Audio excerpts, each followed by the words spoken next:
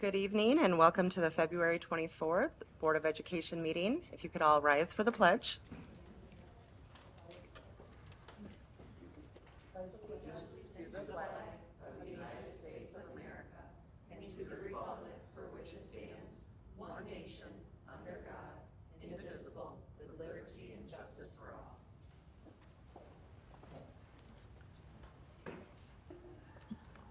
Thank you. James, would you mind taking attendance?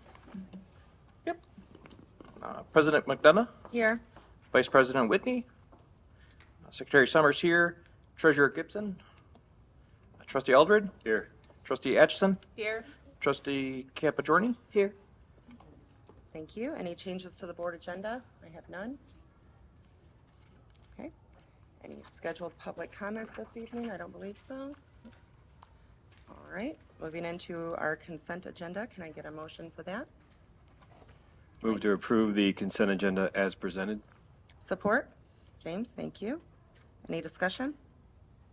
All those in favor? Aye. Any opposed? Motion carries. Item 5, our superintendent report with Dr. Milligan. All right, good evening, everyone. Hope you're enjoying the fresh snow that we've received. I know I am. That's a lie.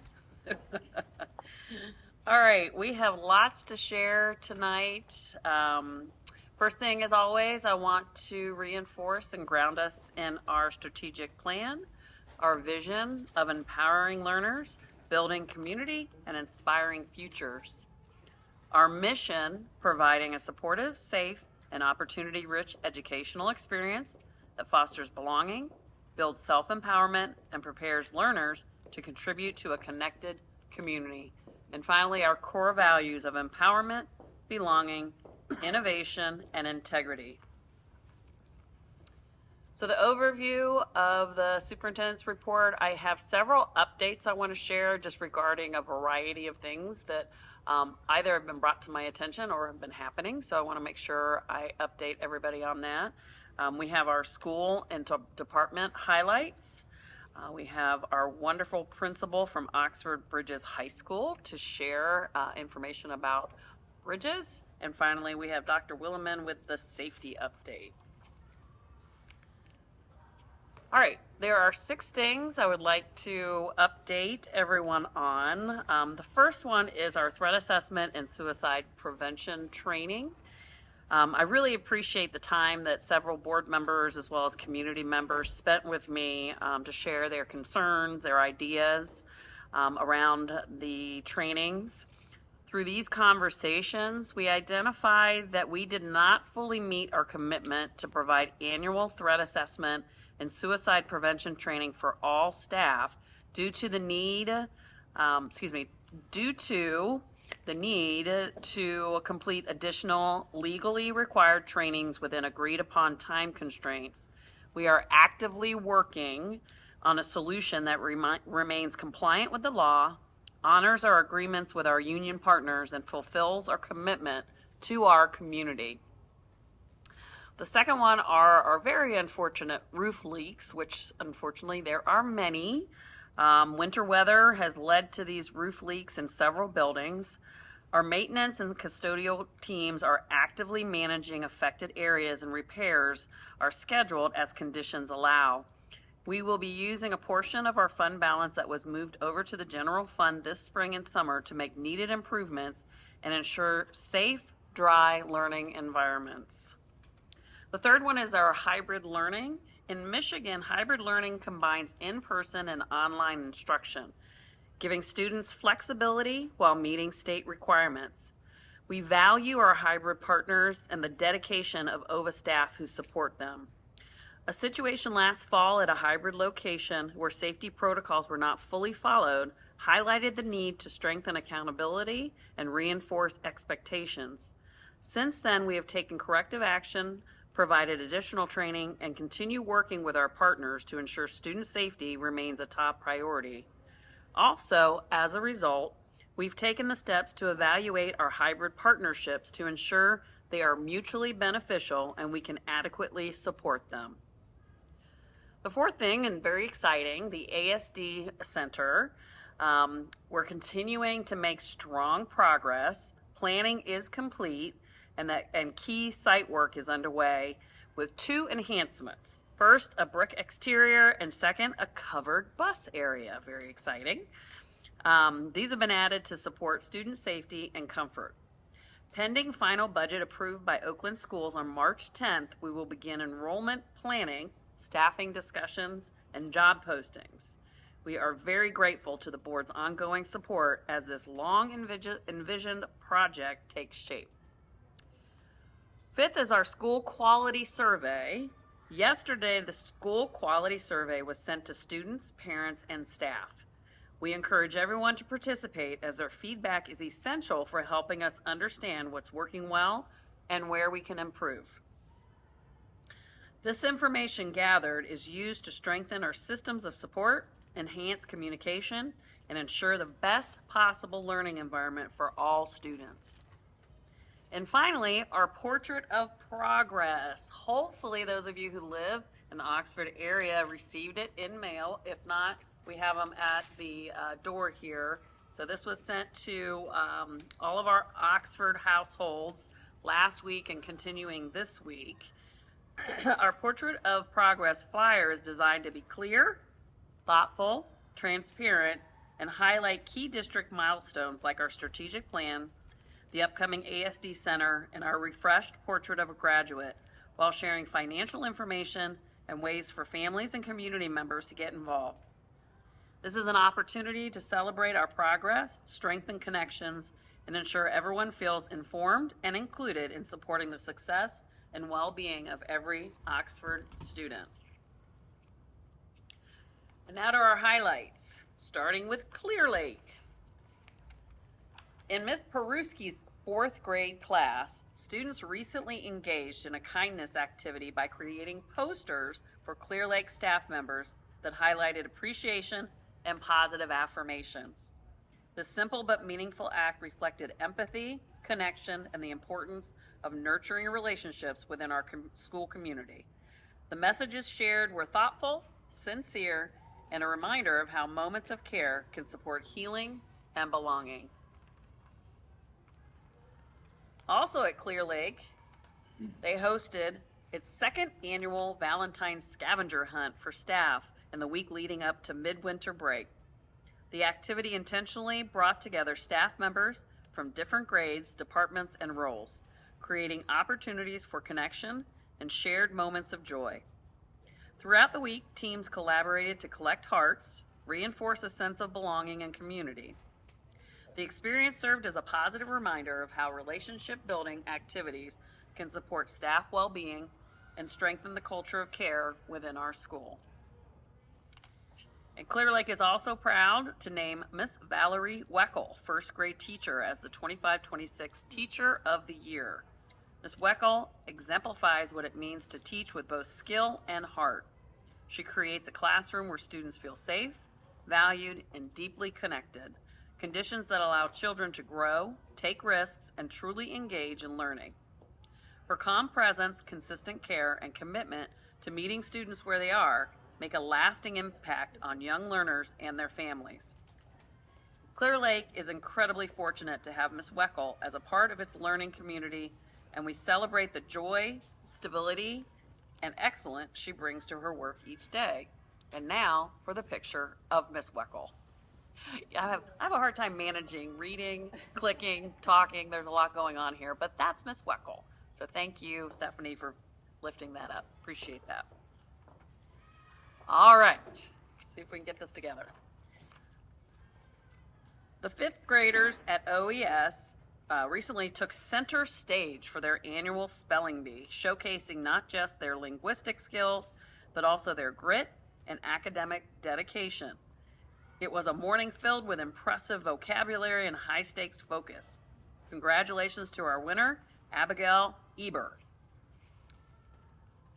OES also wants to celebrate their Teacher of the Year. They had an OES assembly filled with laughter and school spirit as they officially named Shannon Hay as their 25-26 Teacher of the Year during a cleverly disguised surprise assembly. To keep the secret, They led the school to believe that the school was gathering to watch Mrs. Hayes' class pie the principal in the face as a class reward. The ruse worked perfectly, shifting from a messy celebration to a heartfelt standing ovation as Mrs. Hayes' incredible dedication to her students was recognized.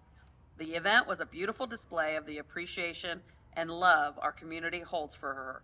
However, the pie theme didn't stop with a surprise, as both Mrs. Hay and Principal Murphy ended the celebration by taking pies to the face. Even Mrs. Hayes' own children, who were there to honor her recognition, took part in the pie fun. I know, you gotta love getting pied in the face. All right, at OMS. Each month, students are recognized for demonstrating character traits from our Portrait of a Graduate. This month, we celebrated students who exemplified open-mindedness, highlighting empathy, respect for others, and a willingness to learn from different perspectives. On the right there, they were recognizing National SRO Day and shared their appreciation for Deputy Barnes and the relationships he builds at OMS. His present reflects a commitment to keeping our campus safe while supporting students and staff with care, consistency, and connection. We are all grateful for the role he plays in our school community. On January 6th, Spanish students shared Rosca de Reyes, Three Kings bread, with staff to celebrate an important holiday in many Hispanic countries. Following the tradition, Mrs. Blaine generously brought tamales for Senora Kroll's third hour class, sharing joy and cultural connection with students. We are grateful for these moments that celebrate diversity, community, and kindness in our school.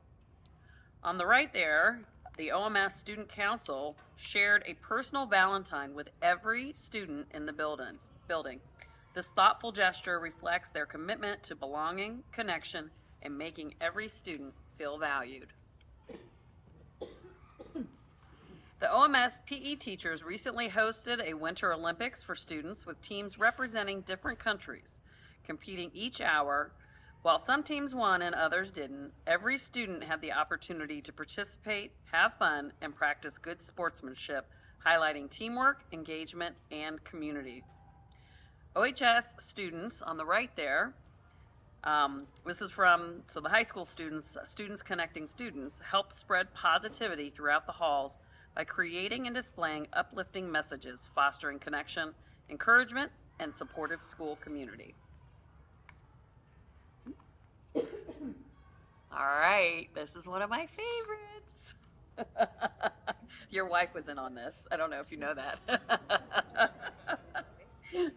Yep. So I had a chance to go see Frozen this weekend, and it was truly a joyful experience. If you haven't had a chance to go see it, please carve out time to go see it. It really was amazing. It showcased students' talent, their teamwork, creativity on stage and behind the scenes. We are very grateful to Director Krista Price, our theater staff, and parent and community volunteers such as Vice President Whitney. I think you built the part of the stage, right? The scenery? Snowflakes?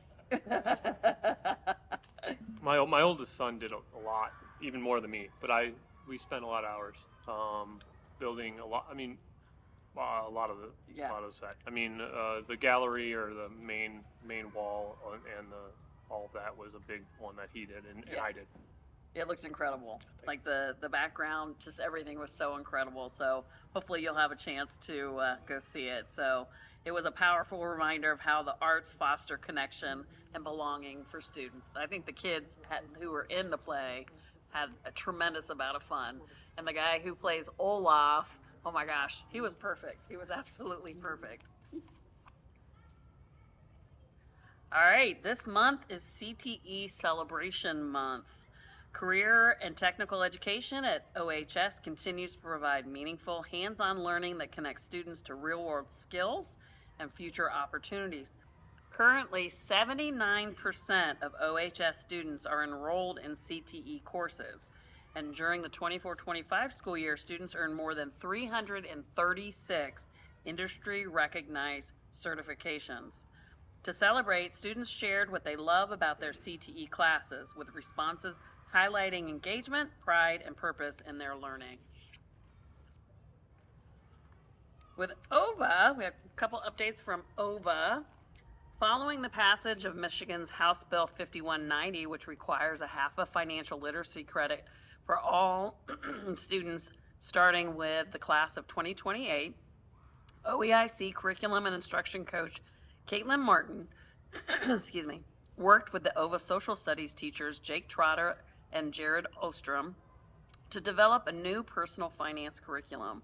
Curriculum is now fully embedded in the OVA platforms and has received positive feedback, as expressed here by 3 of our students who participated in the class.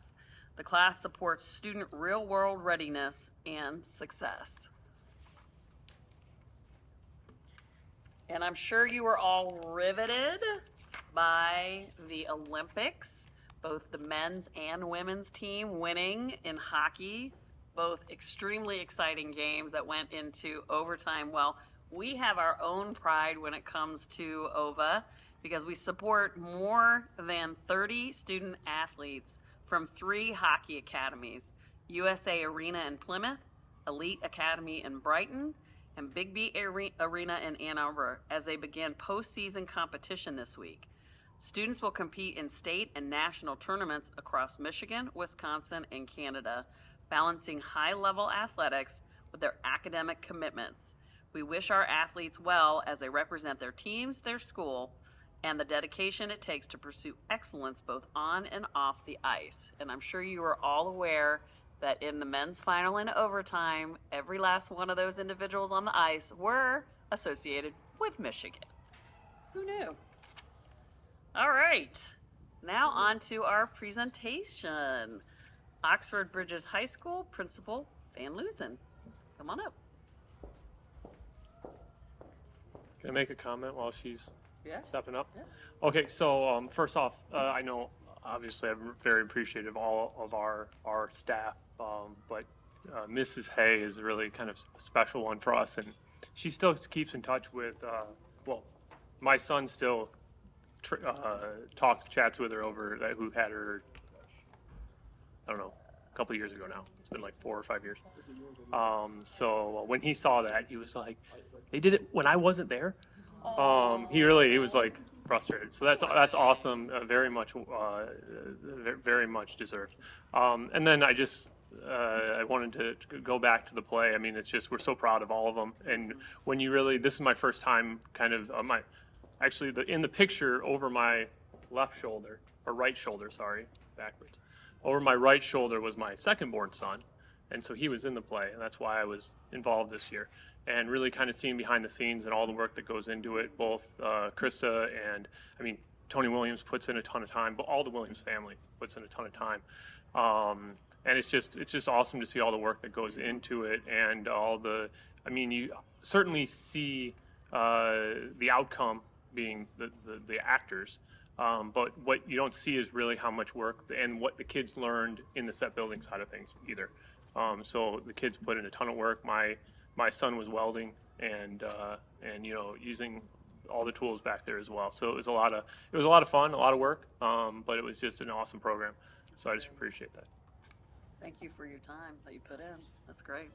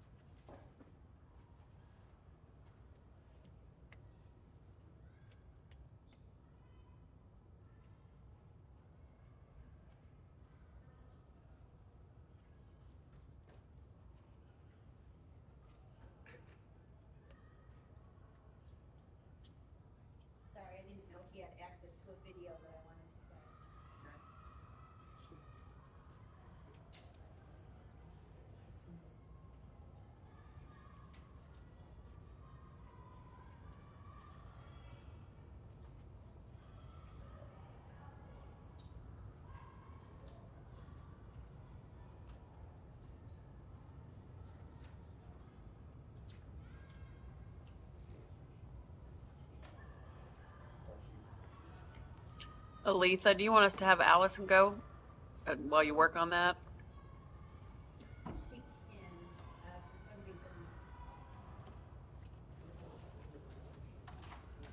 So the students have a really awesome video that she's trying to access. They did it themselves. So.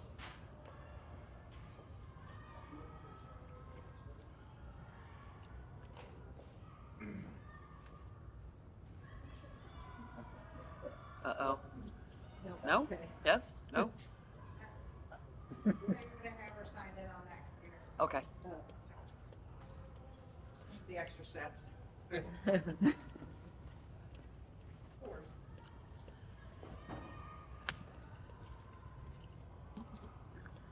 Well, while we're waiting for technical difficulties to resume, fill the space with some comments here, I guess. I really appreciate your updates this week. I especially appreciate how much time you've taken with not only us on the board, but our community to resolve the threat assessment concern. I think that was a very important step, and I just thank you. I know I've already thanked you, but I want to publicly thank you for that as well. I appreciate the updates on the ASD Center, and that's always exciting to see in the Monday memo and otherwise, so thanks for bringing that.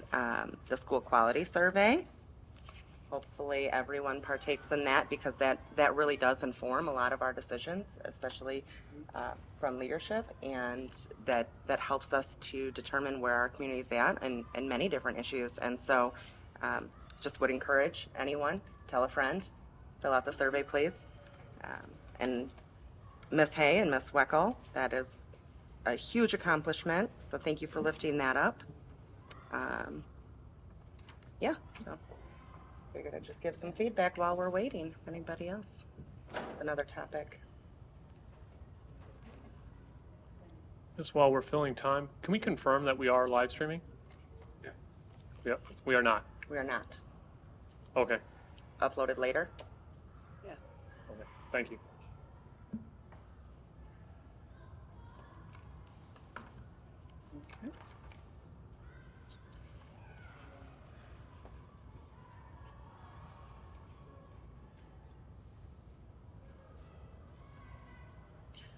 Can we go ahead and have Allison start? Let's go. Thanks, Allison. Appreciate it. Then we'll get it situated.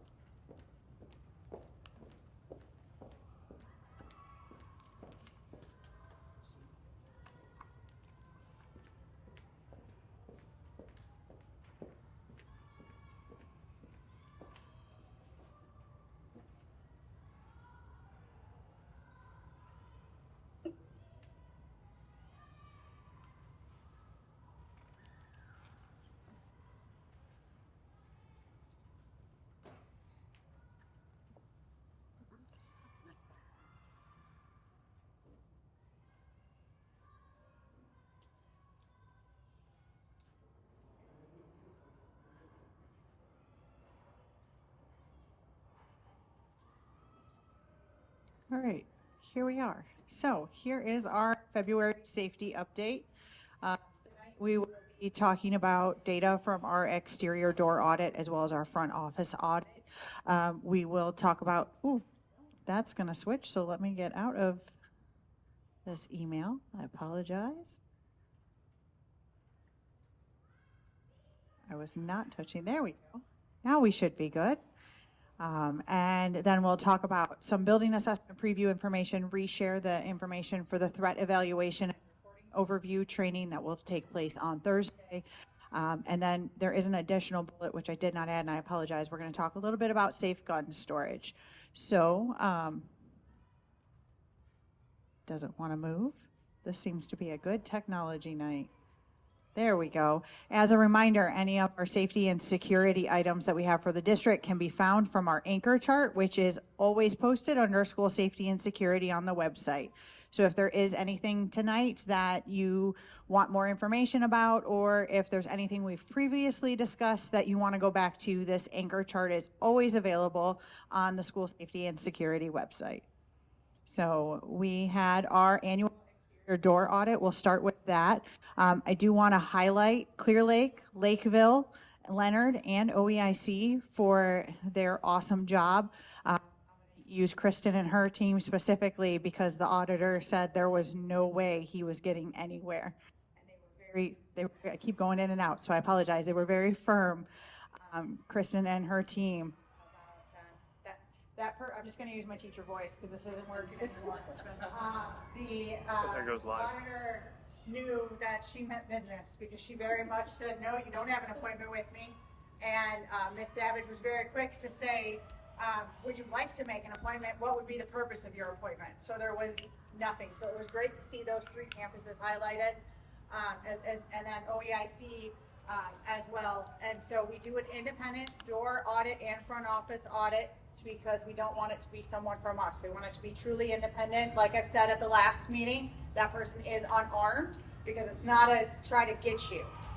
There were, during the exterior door audits, there were 2 audits throughout or 2 doors, I apologize, throughout the district that were not latched securely.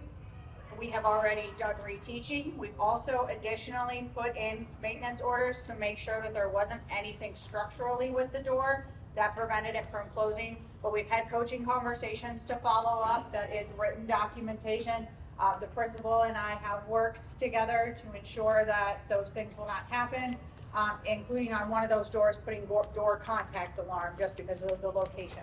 This is why we do these exterior door audits as well, is because not to trick anyone, not to catch anyone, but to ensure that things that we're saying are happening. And when they're not, we're able to address them quickly so that if it is human error, it can be fixed that way. If there's a structural error, we can address it that way as well.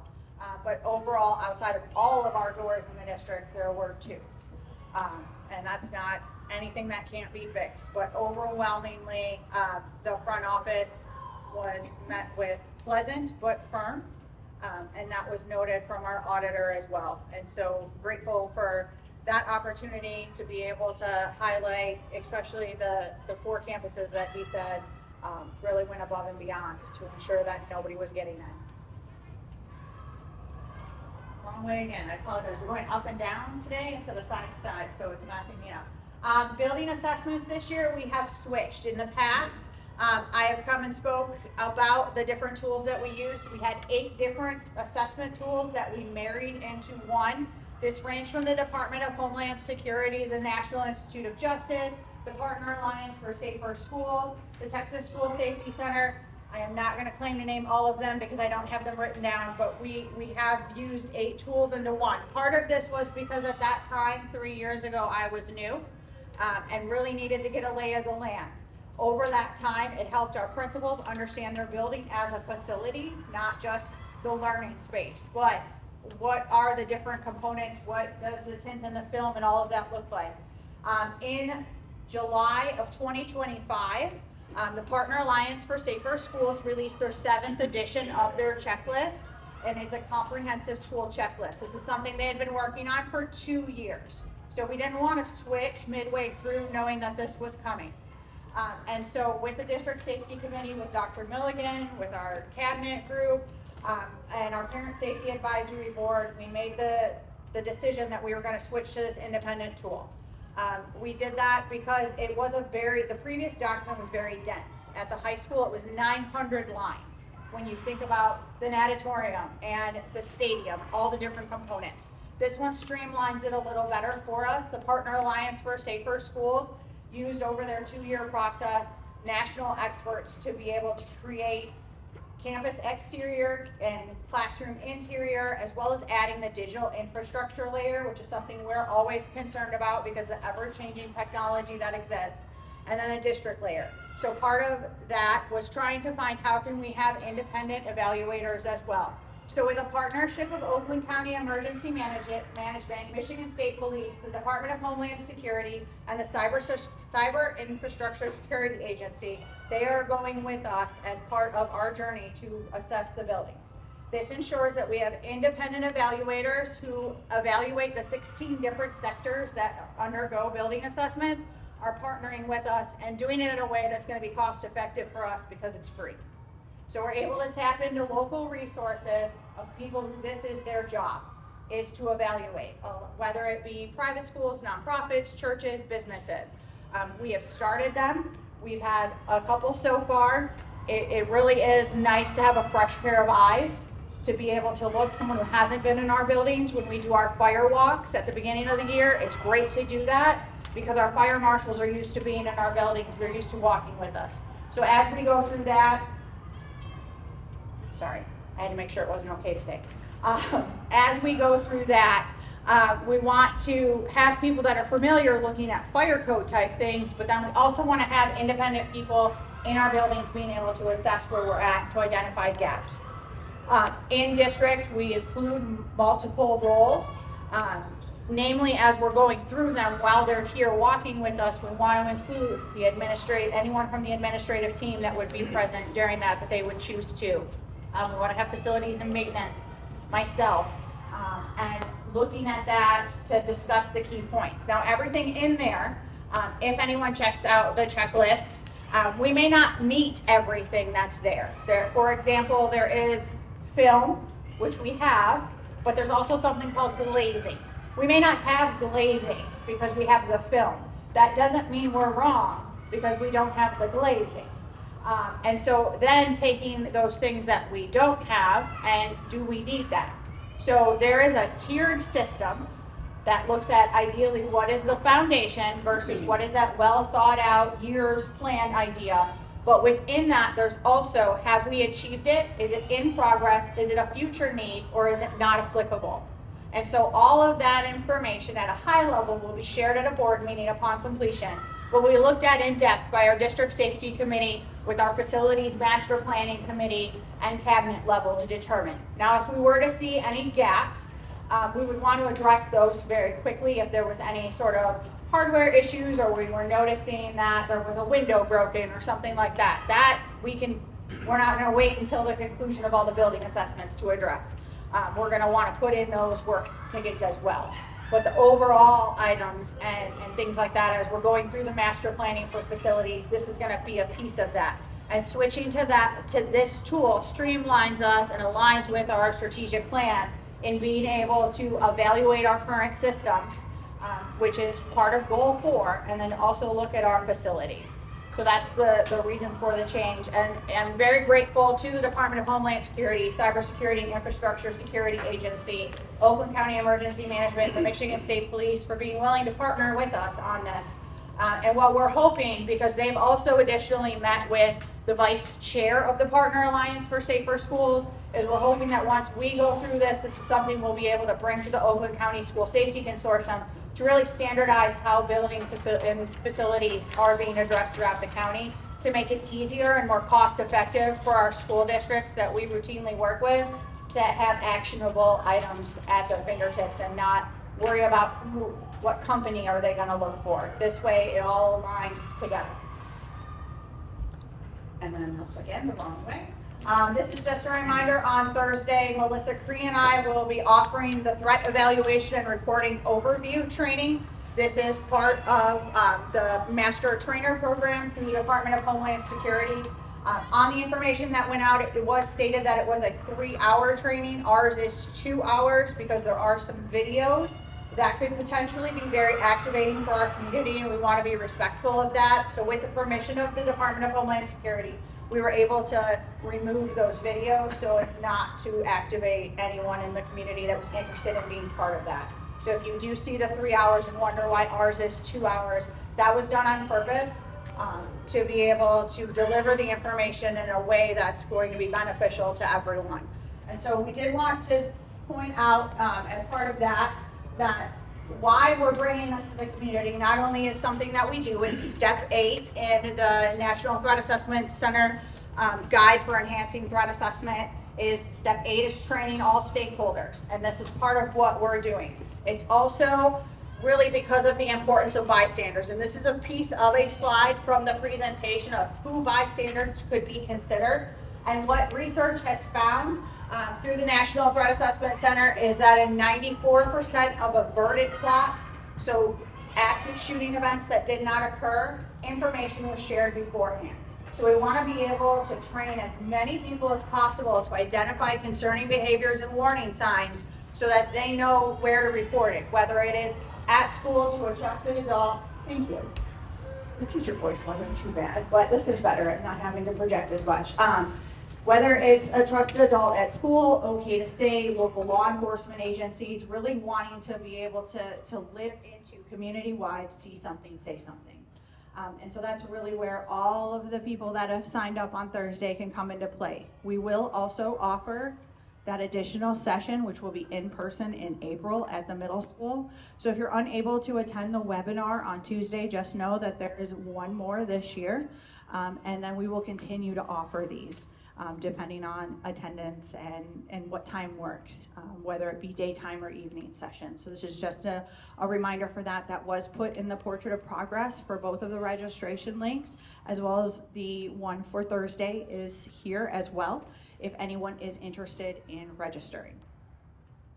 And then the last piece was just a reminder, because we did do an information update at the beginning of the year with our safe gun storage, but wanting to, as we want to keep going back and ongoing learning, we just want to remind everyone that Michigan Law 28.429 requires that individuals secure their guns safely. That can look a variety of ways, and I have some information on that. There are links here because there is a guide. Michigan, now it's happening again, sorry. The Michigan Secure, now it's not gonna link. This is just a great technology day, guys, but those are linked. We will make sure they're linked in board book appropriately so that you can access that, but that's a guide from the University of Michigan School Safety Initiative as how to discuss how to keep them secured, as well as how to talk to your children about it. Additionally, how do you ask as your child is going to someone else's house?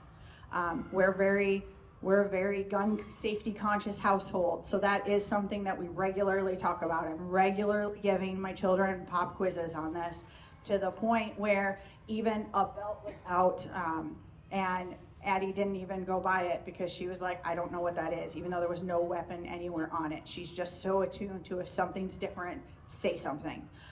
And so that's a difficult conversation to have, especially if you're not a gun owner or you're not familiar with that, and that's okay too. And because of that, here's some great links here of how to talk about that. When you send your child to someone else's house, how do you have that conversation?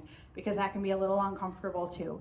And so being able to find some great talking points of being able to not only talk to your own child about if they are in a household where there is an unsecured gun, but also how do you talk parent to someone and your other family members. And you can see that there is a variety of ways that you can store your firearm. If you do not currently have a way to secure your firearm in your home, the Oakland County Sheriff's Office Oxford Substation has complimentary gun locks. You just have to go and ask. And they have everything for you. They will show you it. Most gun stores, when you purchase a gun, there is some sort of gun lock that is given to you as well. But again, you can go to the substation here in town. That is something that Sheriff Bouchard has made available. So I know it's not unique to just the Oxford substation, but I did confirm with Detective Barnes a couple of days ago that they do have more than enough available if that's something you're interested in. If you're not able to make it to the substation, please feel free to reach out to myself or anyone else that you would normally contact, and we can make sure we get that for you as well. Because there are organizations on our website, under the School Safety and Security website, the Be Smart organization as well.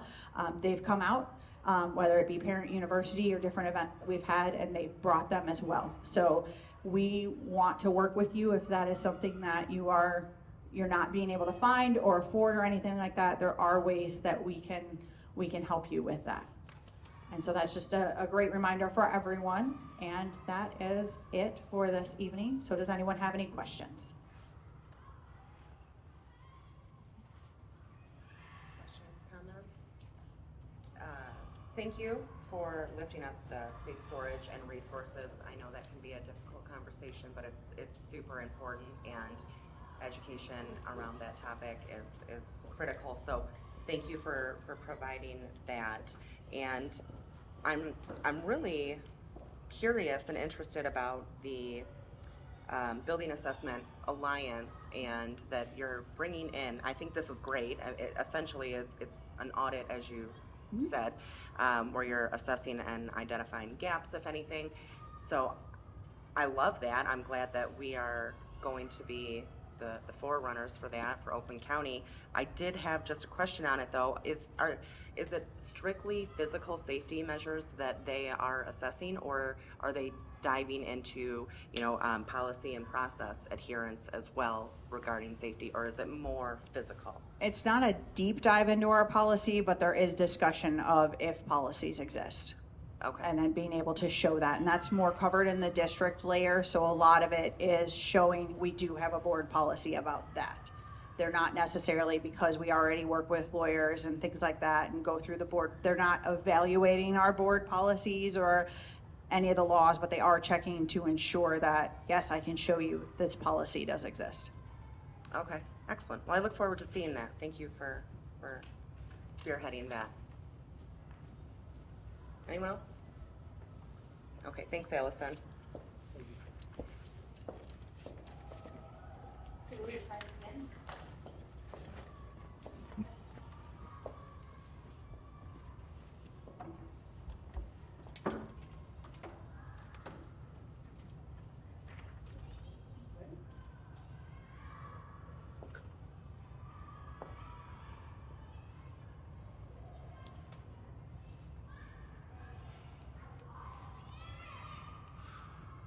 Alrighty.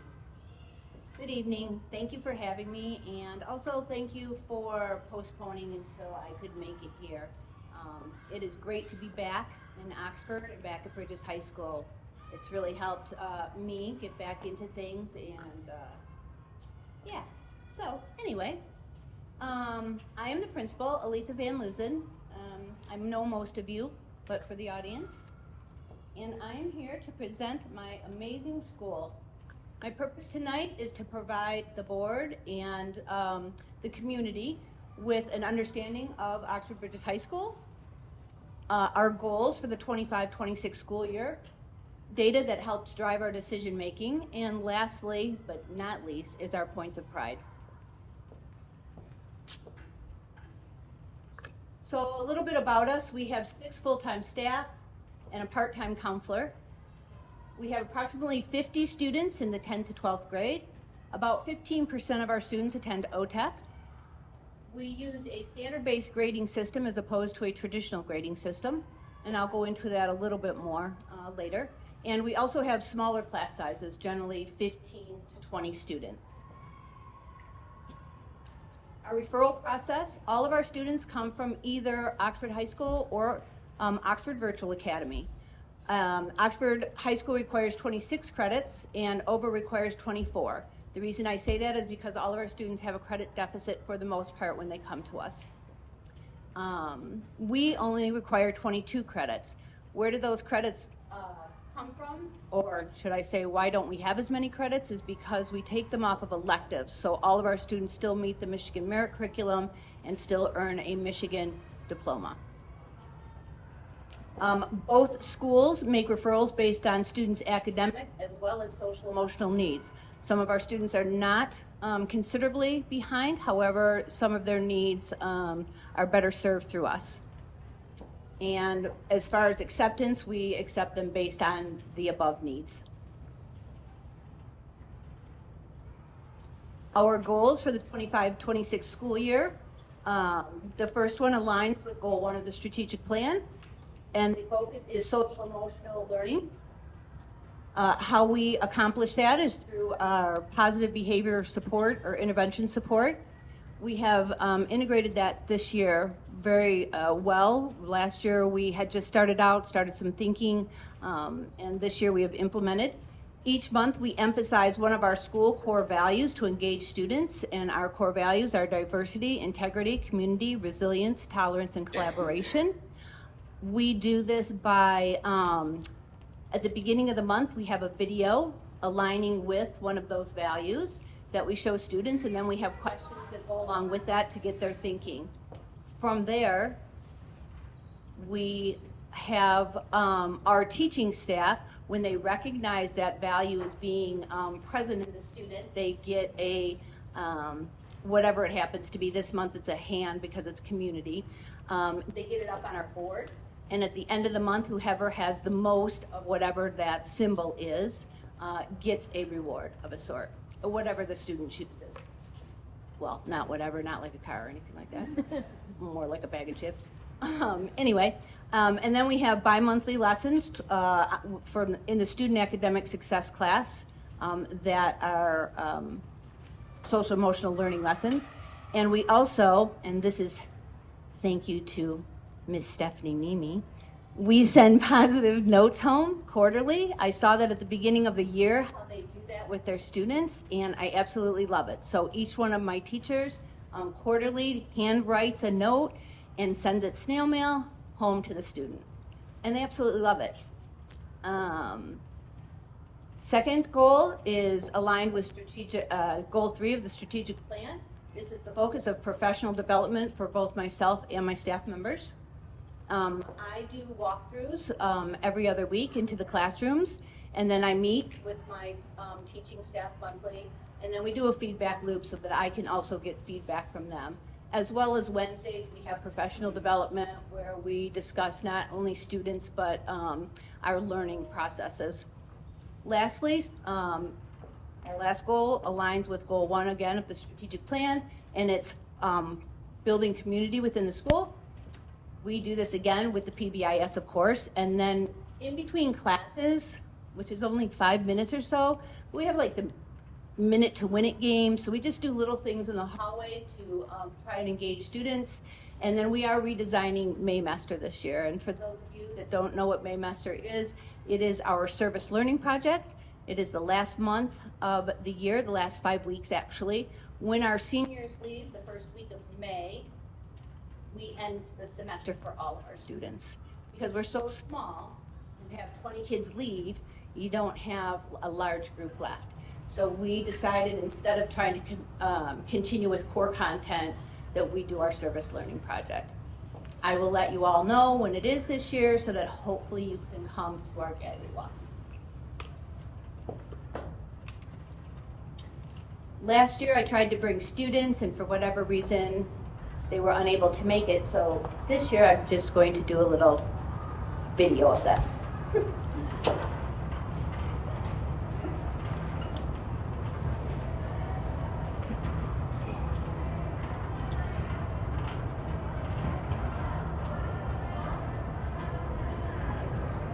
I enjoy attending Bridges High School because of our grading system. We have a standard-based grading, which is much more helpful than other typical grading systems. I find it a lot more useful to pass my classes and a lot easier to understand the work. And we also have our loved support dog, Teddy. I love him so much. He makes my day 10 times better every day. And I think everybody enjoys having him around every time of the day. Bridges is a great community. Everyone is included and cared for. I chose to come back to Bridges because the classes are smaller sized and there's more time for one-on-one time with the teachers in case you need any help. And all the teachers do their best to help you with anything. And the environment is relaxing and nice to talk to everybody. I love that we also have the couch room, which is a place to relax, and it's good motivation to get your work done so that you can be in here. I love Miss V and Miss Reyes. They are so kind and always there for you. Everyone is so helpful and it's a great community to be in. Oxford Bridges High School creates a safe and welcoming environment for students. The teachers here are supportive and want each and everyone to succeed. Our school provides a more personalized learning environment. This community has given me another opportunity to grow. I appreciate the staff and what they have done. Meeting Bridges is something more than just a school. It's a place where it's not a bunch of people just gathering around just to do schoolwork. It's where it's more of like a community where we're all one person in a way, or just a big team. And Bridges has helped me like with my academics, because when I went to high school there were just so many distractions. But when you're here you have like no distractions. There's like maybe 15 people in a class, and it's pretty nice here. I will say. And yeah, I think Bridges is a very great place for people when they have maybe distracting issues or ADHD, because it gets them kind of more like a isolated environment, and there's more one-on-one time. I like Bridges because of the little amount of people that we have here, and there's more one-on-one time with teachers. I also like Bridges because, to add on top of that, the teachers are able to help you out a lot more than they are at any other school that I've ever been to. And I really like Bridges because Ms. Flores and Ms. B and Teddy, I love Teddy. Also, I like Bridges because of the freedom that we have here if we're able to finish our work and get our work done at time. And I just really like how helpful the teachers are. Bridges is a very fun school, and you just have to pay attention in classes, and good things will come your way, and you'll get good grades, and then you can do the things that you want to.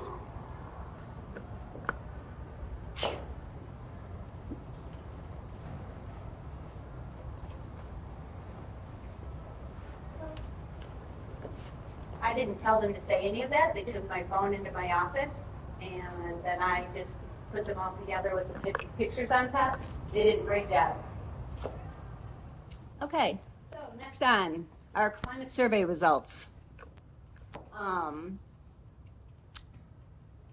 So for the last 2 years, I've done the same areas, and next year I'm going to be doing a different set so that we can move forward on this. But so student wear safety protocols, 23, 92, 24, 90, 25, 97. We're continuing to just do instruction, like deep instruction twice a year. So at the beginning of the year with all the students, we talk about all the drills, where you go, you know, what kind of responses.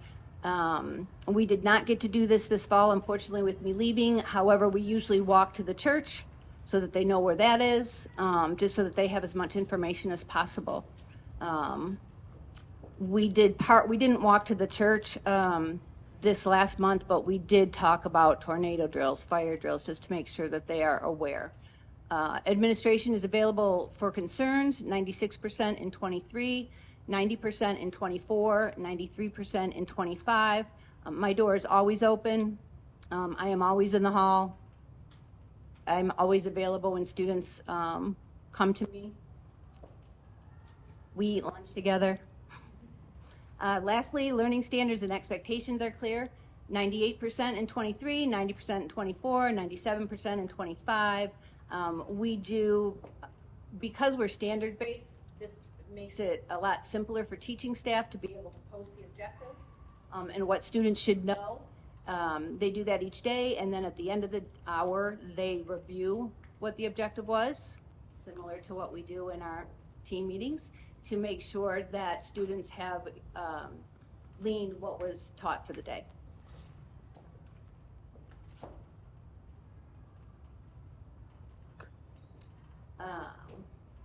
So in this one, lower the better. High standards, high learning standards for all students. In 23, that was 12%. In 24, that was 24%. And then 25, 9%. We have really increased rigor for all students, differentiating instruction to make sure that everybody understands what's happening in the class, teachers up and moving. Staff and students treat each other with respect, 15% in 23, 24% in 24, 6% in 25. This is just really increasing communication with the entire school, acknowledging when they're doing a good job and redirecting when there's a lack of respect shown. Teachers set high expectations for all students, 10% in 23, 24 is 22%, and then 9% in 25. Again, really examining our current practices, review and revising where needed.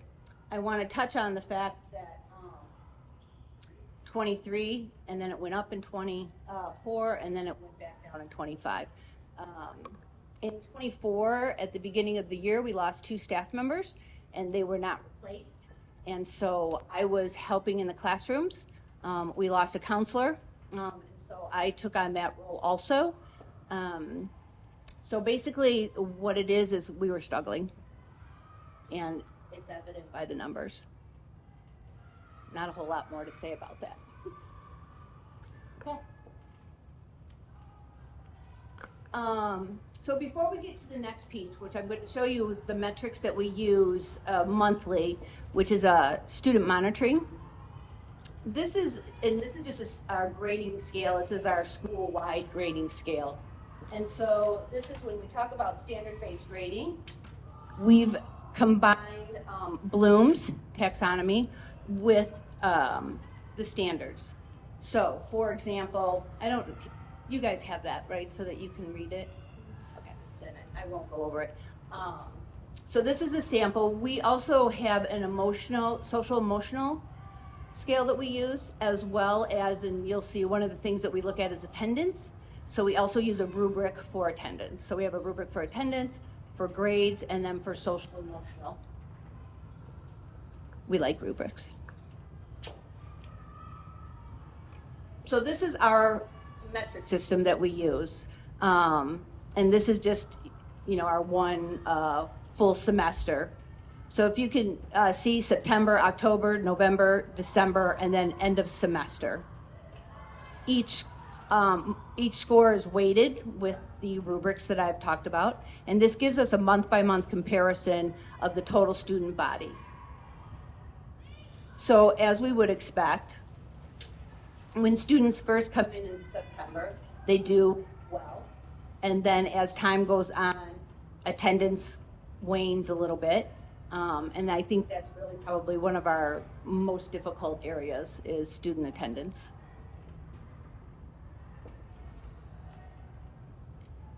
STAR, and this is our math scores. So as we can see in this, our students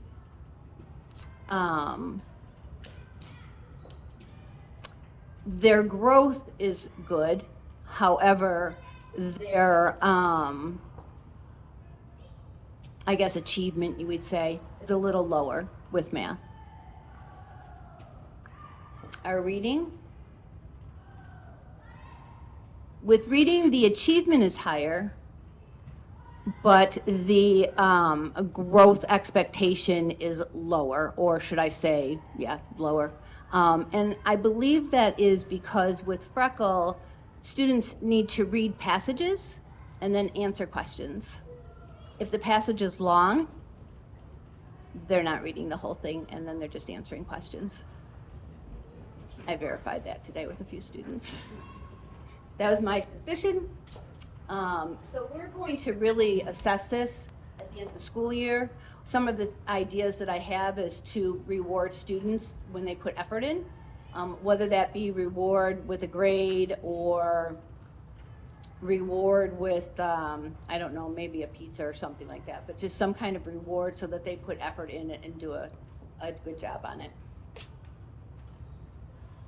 This is the school satisfaction survey, and we do this, so the start, initially when we started this, we were only doing it with our brand new students that were coming from OHS to see their growth. However, this fall, I thought it'd be a really good idea to include all of our students to see where they are and their growth with response to the satisfaction survey. So these are the 3 areas I chose. Feelings about school measures students' sense of well-being, safety, and comfort in the school. Attitudes towards teachers, of course, their perceptions and relationships with teachers. And confidence in learning measures their confidence in approaching and dealing with learning and their perseverance when presented with challenges. So these are our 3 areas. For the most part, each time we gave this, the students responded fairly positively. I did note that the feelings about school seems to change in 12th grade. And that's, they did a pretty good job in January, but I noticed with our students that senioritis was really real. It's a real thing. I think that their response also, attitudes towards teachers is high, and that just shows, my teaching staff and their abilities to build relationships with students. Points of pride, students attended Manufacturing Day, which is actually a national day, Manufacturing Day, in October.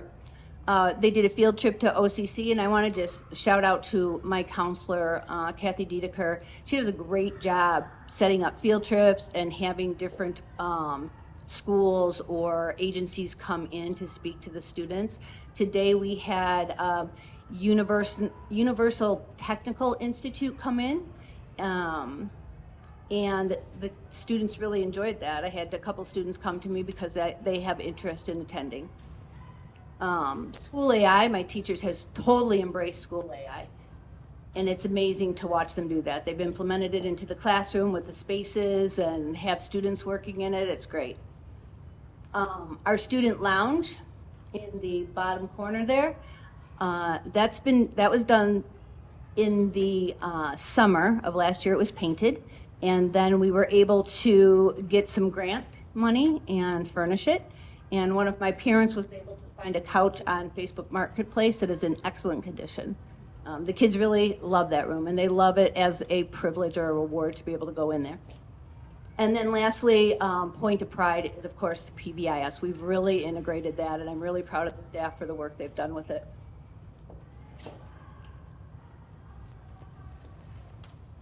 So, of course, the top and the bottom one, I am grateful for the people I work with, for all of you, and the kindness and love that has come my way. My staff did an amazing job while I was out. There was a lot of months. Janet and her crew took over for a while. Christy Gibson Marshall took over for a while, and then one of my teaching staff. And my heart is filled with that because I came back to a school that was still there and kids. And then lastly, the growth opportunities that we've had, implementing professional learning, more about PBIS, behavior intervention plans, behavior management, etc. So that's that. Questions? Questions, comments? Mike? Yeah, I've got a couple. With the, you said the 2024 year was a struggle there, but I did notice that, I guess I'm assuming you had about the same amount of kids enrolled.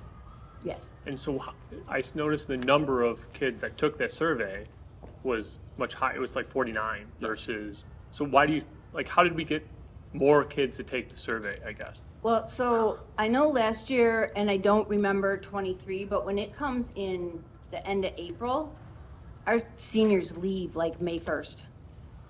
And for us, that's 20, 25 students. Yep. And so that brings it down to. So it just kind of depends on when it comes? Yes. So this year, I'm really happy that it's early. Okay. Good. Because we have them all set up their computers and Perfect. make sure we Okay. see the screens. Yeah. Cool.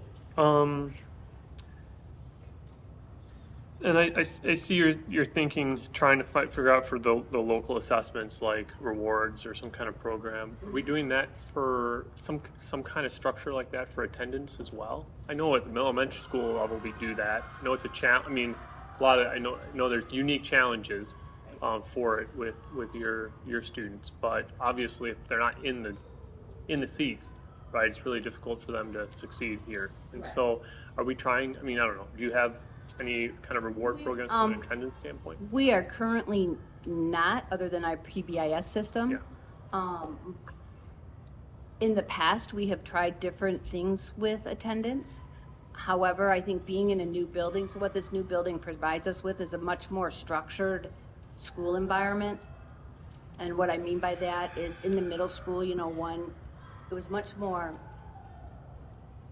I don't want to say relaxed because that's not really the case, but one classroom led into another classroom, led into another classroom. So they were all joined on the inside.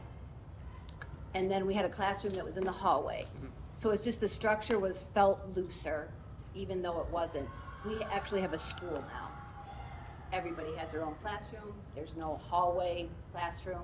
And I think that's helped attendance, but the second piece of that is looking more towards now what can we actually implement because we have a good structure in place of a school program. Awesome. Thanks. Yeah, and I certainly appreciate the rest of our staff there. I hear what you're saying as far as your appreciation towards them and covering for you. But I mean, a testament from the video, right? I hope that you know that doesn't mean you're replaceable. I mean, you're there and awesome, and a testament to the students mentioning you and whatnot. So, just because you came back to a functioning school. But yeah. Thank you. Thank you. Anyone else? Sarah Beth? I just want to compliment you on the grading system. I just think that's awesome. As a homeschooler, we didn't really use the traditional grading system. We did more of what you're doing, and I really think that helps them more because they don't have to be perfect. But they're still successful. So I want to compliment you on that. Thank you. What I don't like about a traditional grading system is just that there's this huge gap, right, between 65% or 60% and then failing. And then everything else only has 10 points. Right. So I like this system. It does work better for our students. Good. And thank you. Thank you. I just want to also echo that. I just want to thank you so much for all your work, that you champion this program, that it thrives with your leadership, and it's so great to have you back. Thank you. I appreciate that. Any others? Thank you, Aletha. Thank We are you. so grateful to have you back and hope you thank are very well. I am grateful to be back.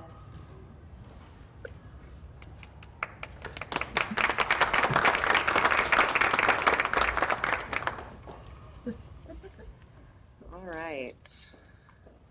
Switching gears back into our Board of Education matters.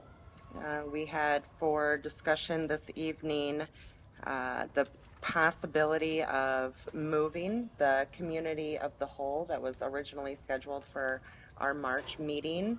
I think governance touched on this and brought it to be. Did you want to give any reasoning or discussion on that? Or I can lead. I just, yeah. Mike and I think we're just still exploring opportunities of other pathways for community engagement. So we're still looking at some suggestions and other ways to encourage more engagement. But yeah, as for what we have currently been doing, it hasn't really seen much involvement and participation. So anyone else wants to jump in? Mike? I mean, I think the only follow-on to that is the conversation we had was getting out to the community. Instead of trying to get them to come to a location, is where is the largest congregation of community members and where would that be? Would it be more comfortable? Could we engage at various locations yet to be determined? I think the feedback from the community would be huge as one, it's engagement, which we need. And then where would be the most comfortable place to have the conversations? And if the large group is there, it seems to be more inviting, right? I think that's kind of what we tossed around, is where could that be? And then we would ask the community for any recommendations and thoughts and let us come to you versus forcing the issue, like come to a specific spot at a certain time. What's more comfortable? That's kind of where the angle took on that conversation.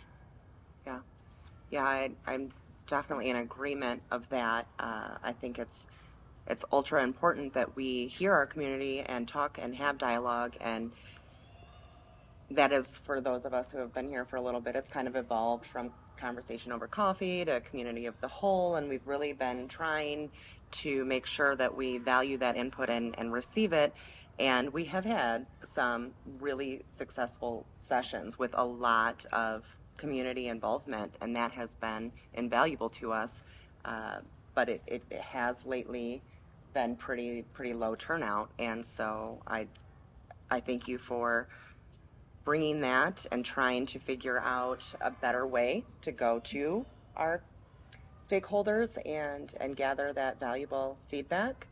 I know in conversations, Ryan had brought up the concerts in the park. I think that's an excellent idea. I think getting out to where people are with district kids is going to probably be the most beneficial for us. So yeah, I look forward to all of us really brainstorming that, and of course with the help of admin, we appreciate your input.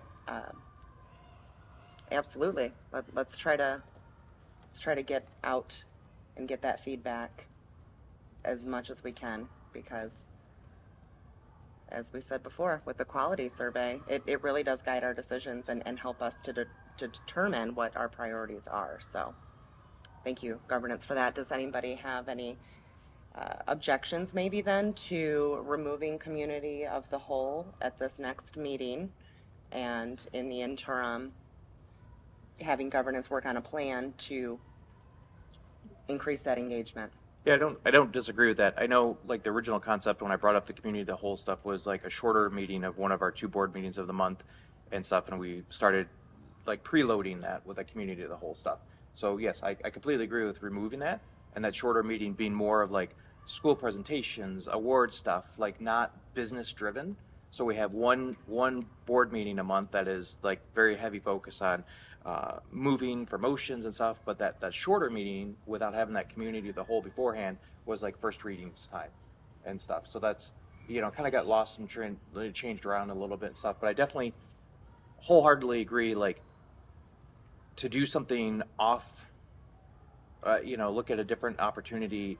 Either you got the concerts at the park on Saturdays, I don't know, like maybe a Friday night or Saturday night we're hanging out at G's, right? Big area there and stuff. They got the big banquet stuff, and it's like, hey, come, let's chit chat, get some pizza, food, come in, some other things to do, that the kids can run and play in the arcade or urban air or something. I'm just trying to think off the cuff here, but yeah. Yeah, absolutely.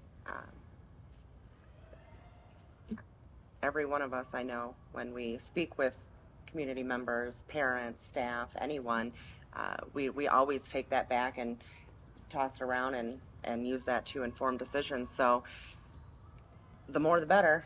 So let's get to where they're at and really try to elicit as much as we can.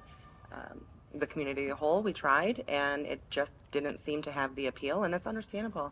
Everyone's busy. There's a lot of things going on, and it's hard to commit for certain nights of the week and whatnot. And so, absolutely, thank you, governance, for bringing that up. Anyone else? Any opposition to it? Let me say, so that make sure we're all on the same page and comfortable moving forward this way. I think we just need to brainstorm a little bit, think about it, like go back and maybe, open it up a little bit further to maybe there's community members that have an idea, instead of just here at the board table, hear what they say, what would work best for them. We talked about Independence Village, and I'm kind of continuing my thought process there of, hey, we go there and we have coffee one time if our schedule's allowed for it, right? Because we too have other things aside from this and stuff. So I don't want to commit to something and then our participation be less because it conflicts with our schedules, right? It's got to work for a little bit for everybody. Yep, absolutely. And if there's anybody at home that has ideas, yes, send them our way. I know last meeting one of our community members emailed in response to our question, and yes, the answer is yes, we want that feedback. All right, well, as of now, that is how the schedule is posted in Board Book for this motion. And we did want to talk about one other potential change that Justin could correct on the fly if the board wants to do this. We have a conflict in June. Tanya has to be away, and we do have the June 9th meeting that she will miss. And it is very important to her that she is here in support of the board. And so if at all possible, she would like us to adjust our June calendar so that she can attend. We don't have to. And there is a possibility, because that is a finance-heavy month, that there could be some decisions that affects, which means that there is a small chance, and if John wants to say anything briefly about it, or I can just kind of off the cuff here, there may be a possibility that we would have to call a special meeting during that month if there is a finance decision that needs to be made because of the adjustment. But as of now. So the current proposal is to remove it To move or move? June 9th to June 16th Okay. and move June 23rd to June 30th. Okay, because I was going to say it's a five Tuesday month. Yeah, so there still would be two, but as I understand it, John can verify, but because of deadlines with finance, putting us at the 30th might be a bit tricky, and there's a small chance that we would have to do a special meeting just to go and approve something that he would need. It's the When's yeah, I know. graduation? The June, I can't remember what it's May. called. Okay. Yeah. Normally are like 15-minute meeting before the. There you go. Okay. I think that's fine. And then it's still, I mean, it kind of just shifts because the 5 Tuesday month, we still have the next weekend off, next week off, and it just goes back into. I think I'm. Yeah, it keeps the cadence pretty similar, and we're not pushing two meetings on top of each other where we would have 1 week back to back or anything like that, which, as we know, is also a little stressful. So looking for some thoughts, opinions, availability on this. Move it. If we need to have a special meeting, that wouldn't be any different than this month if we had a special meeting, or next month if we have a special meeting. If we need something to talk about, we'll schedule a meeting. So I don't have any issue moving it. Yeah, I don't have an issue with moving it. I think April and May are busy enough, so I think the break will probably be a welcome break. But yeah, if we need to do something extra, then that's no problem. Okay. I'm getting the idea that everyone's going to be good with this. Excellent. Hey, Justin, would you mind changing this on board book and let me know when it's ready, so that way when we make the motion, it's accurate? Good? Thanks. Look at you. Quick like a bunny. Sorry. All right. Would somebody like to make that motion? I can. Thank you. As soon as I find the motion. Move to approve the 2025-2026 Board of Education schedule as presented. Support. James, thank you. Any discussion? All those in favor? Aye. Aye. Any opposed? Excellent. Thank you all for the flexibility on that. All right, item B, we have our committee updates. We'll start with our government relations. Ann? Yes, I attended this meeting. For those watching that aren't aware what the Government Relations Committee is, there's one representative from each school district for Oakland County, so all 28 districts send a representative for the Government Relations Committee for about once a month. We meet at Oakland schools, and just provides an opportunity to explore some advocacy and also get a little notice on some of the sorry, I want to pull up the legislative priorities discussion that was apparent at this past meeting, as well as trying to pull up my notes here, the legislative update that's provided from the Lisa Hands-Connect from the Oakland Schools and MASB. I just want to draw folks' attention to the governor's budget proposal that was recently announced, and how, I'm sure John will also make mention of it as well, but it's got some concerning proposal to shift quite a bit of money away from the school aid fund to higher education, and that hasn't been discussed in the media. All that has been highlighted as the very small increase to the per pupil amount. So it's less money to our schools and our funding already is a problem. So I just want to continue to raise that up, that is very much a part of her proposed budget. Hopefully we see better news in the future from the Senate and the House, and they realize that taking money away from K through 12 is not the answer. So find the money somewhere else. That was a big part of the discussion, as well as legislative priorities, including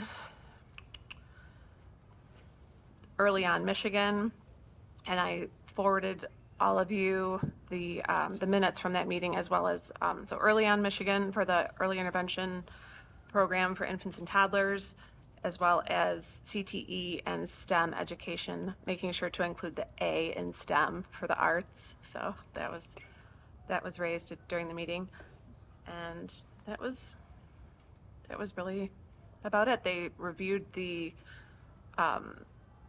outcome and some photos and summary from the National School Board Association visit that they just did the beginning of February. So there were about 20 members that went from Oakland County for that National School Board visit to Washington, D.C. So it sounded like it was pretty effective. They had quite a few visits from, like, both of our senators were there, and they had some individual time with them. So I thought that sounded like a excellent opportunity for Oakland County to be well represented and our concerns. So Michigan usually has a great turnout for that visit, and Oakland County especially. So that was interesting. So if you wanted to review those pictures and the notes from those meeting minutes, that's in there. And that's it. Thanks. Okay. Thank you, Ann. Mike, are you Finance give us a Committee. finance update? Yes. Well, first off, this one we voted on the chair, and I remained chair of the Finance Committee meeting. We kind of briefly discussed, obviously, Shane being treasurer, and I just want to have that as from a continuity standpoint, but also, like, certainly I'll be rolling. Shane, whenever I get any updates, I keep the board abreast up, right? But especially Shane, I'll kind of onboard him to, if that's something he's taking next year. I don't know if that's how the transition will be, but just kind of that. Like, he'll be my first call, and then I'll make the rest of the board aware. We reviewed the 3-year budget discussion, and as was kind of mentioned on the governor's proposal, with the one item being the foundation allowance is proposed currently at $10,300, which is a $250 increase. Overall, our FTE count should be around 100 increase. We reviewed the revenue and expenditure assumptions. Should have an increase there as well. And so most likely, obviously these are all estimates, the most likely scenarios projects a stable growth. And the non-homestead resolution we talked about that quite a bit. Certainly we'll have the resolution that we're bringing here, and so that'll be in August, and if it'll get rolled right into November if needed. We will, at that point, we did talk about as far as backup plan, as far as it not, the community not going forward with it. I mean, that will mean next year being a $7 million budget reduction and so there's no easy way to do that, right? I mean, that's reality of it. And so that's we need some kind of backup plan for it, but hopefully we won't have to go there. Let me see, debt restructuring. So we did discuss the debt restructuring planning, and so we'll be paying off the QSCB in May of this year. And also some outstanding, or pay off the outstanding school loan revolving fund debt. and reduce our overall debt millage from 7.9 to 7 mils by next July, so 2027. Let me see. We'll go, environmental update as far as the, as OMS, we'll be going into that today. John will go into kind of in depth, but we reviewed the issues. We looked at a summary of the findings. We reviewed the issues and reviewed the district's response plan to the testing, the mold testing that was done at OMS. And then we did touch base on the asbestos abatement that we will be changing. We voted last week, or 2 weeks ago, last meeting, on the company, and there were just some issues. So we'll be changing to the next best quote. So that was pretty much it. Still under budget for the Oakland schools, the quote. So still under budget there, so that should be kind of seamless. I know that we've been brought up to speed on the issues there. So yeah, that's it. Okay, excellent. Any questions for finance? Just that you said we're going to be paying off what by next year? What was that again? Sorry, I just threw that in my mouth.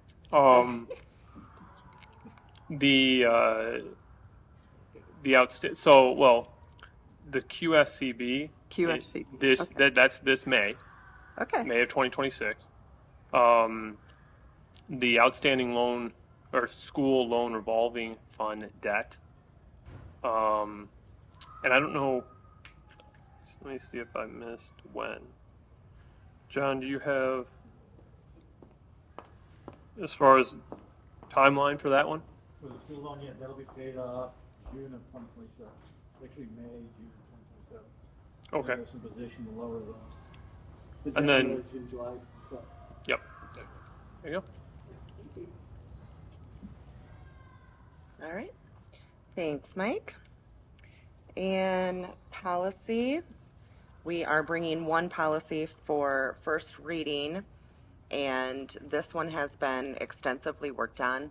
It is our weapons policy, and as you can imagine, this was a sensitive one, and Allison really put a lot of work into this, and of course going through Troon to get the verbiage approved, and we've been wrestling with this one for a little bit, and we finally have it to a point where we are all very confident, and the safety department is confident, and so are our lawyers. So bringing you that, and what the bulk of our meeting entailed is that, I know I've mentioned it before, we are looking to create a memorial policy here in Oxford, and as you can imagine, it is a very sensitive subject, and we have decided through our discussions, Mark Suckley has been very great at coming in and giving us an overview and things to consider, and providing policies from other districts, as well as the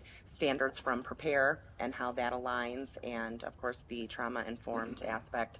And so under that starting guidance, our conversations have evolved. We've identified certain parts of certain policies that we like or dislike or want to expand upon or want to really explore more, but we've decided that it is not a task that is just for the policy committee, and we are looking to bring in key stakeholders into more of a focus group type of situation for this specific policy. And our tentative timeline is that our next policy meeting in March 5th at 11:30 actually, we are inviting certain staff, parents, representative of mental health, safety. We've identified individuals that we think would provide excellent input into this conversation and bring forward many different aspects that maybe we're not thinking about. I think that this is too big for for a 3 to 4 person group, and that we really need community involvement in this. So our tentative timeline on that is that we hope to have something around summer to kind of present and get additional feedback, but how we're going to do it for the next few months is more of a focus group style. So that is that's our plan for that one. So it won't be a little while. And again, if at any point in this process it feels that we need to stop, we will. We are going to try to be as sensitive and understanding as possible throughout this to make it something that is really representative of how our community feels. So if there aren't questions on that, we can keep moving. Okay. Item D, we have our first reading field trips. That is all in your packet. Any questions on those before I keep moving? Okay. Item E, we have the Oakland Schools Enhancement Millage, and as you've all seen in the Monday memo, Tanya gave another recap of what this is and what is being asked, and for us as board members, what our duties are here. Yeah. Go ahead and make the motion. Yep. So I move to take action on the Oakland County Schools Enhanced Millage Resolution as presented. Support? Ann? All right. Discussion? So this is this resolution. I'm just jumping in, so I apologize. Making sure that I understand clearly and questions for clarifications. This is for us to vote yay or nay for putting this on to the tax, or not tax, but the ballot for August or November? August. Okay. And this is totally separate, and this is countywide, right? Correct. Oakland Okay. County-wide. All right. From feedback that I've talked to different people and reading into it and everything, I'm not in favor of this whatsoever. This is not a good move. There is a lot of things that we share across the county for different things, and the breakdown and the different stuff. There's other things that are going to be coming on the ballot. If anyone's been paying attention to the news and stuff, and this is not. I don't see this being very beneficial. I mean, it's money, yes, but around it, it's not. It's a no for me. Simply put. Appreciate that. Thank you. Any further discussion right now? I agree. Okay. Thank you, Sarah Beth. Ann? I just want to clarify that, just like James mentioned, this is countywide, so all 28 school districts are also voting on this and doing the same thing that we are doing, discussing whether it's something that's appropriate for their community at this time, how it would benefit their community, while our community would stand to benefit from it. I agree that I don't think this is the time, or it's a hefty amount as well that would be expected of our taxpayers. So I agree with the sentiment that this is not something I think our community would appreciate us, trying to put on the ballot for August. But I also want to clarify, it's the entire county that is going to be voting on this. So if it does end up on the August ballot without our support, that's a possibility. So I just want to clarify that, because that could be confusing, that no matter our determination from this table, 27 other districts also are discussing and deciding as well. Yeah, thank you for that. That's an excellent point, because some already have, right? I know Rochester, I believe Novi is already in, and they have voted in support of this. And I believe both of them are what they call donor districts, right? Where their district will actually pay more into it than their schools receive. And so it's been an interesting spread so far, but I definitely agree that I don't think that this is in the best interest of our community, that we vote yes on this and put it on the ballot. the timing is definitely an issue, and our community has spoken very clear very recently, and so I think that I'm also a no on this one. So, and this is like, unlike ours, that was a non-homesteaded, which is not residents, this would affect the residents, right? Yeah. This would be Oh. everybody regardless. This isn't just a business or non-homesteaded. This is everybody across the board. Correct. Okay. Correct. Yeah. I just want to make sure that was, my understanding is reading through it too, but you know, I'm definitely not the finance guy. That's why I let Mike do that stuff with John. But I think it's important to call out too that it's not just that, I mean, everybody across the board. Mm-hmm. Yeah, and to further clarify Ann's point is what would be considered a pass is 50% plus one of the student population in the county. And so that's how they're making the determination whether it goes on the ballot. However that falls out as far as the districts are concerned, that's what determines whether it's on the ballot is 50% of the student population plus one. So we'll see.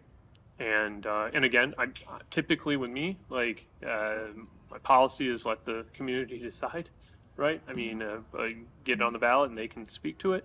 But I really do in this instance think that this muddies the water of our other that we really need to kind of focus on, and this will take our focus away from that. So I'm not in favor of it either.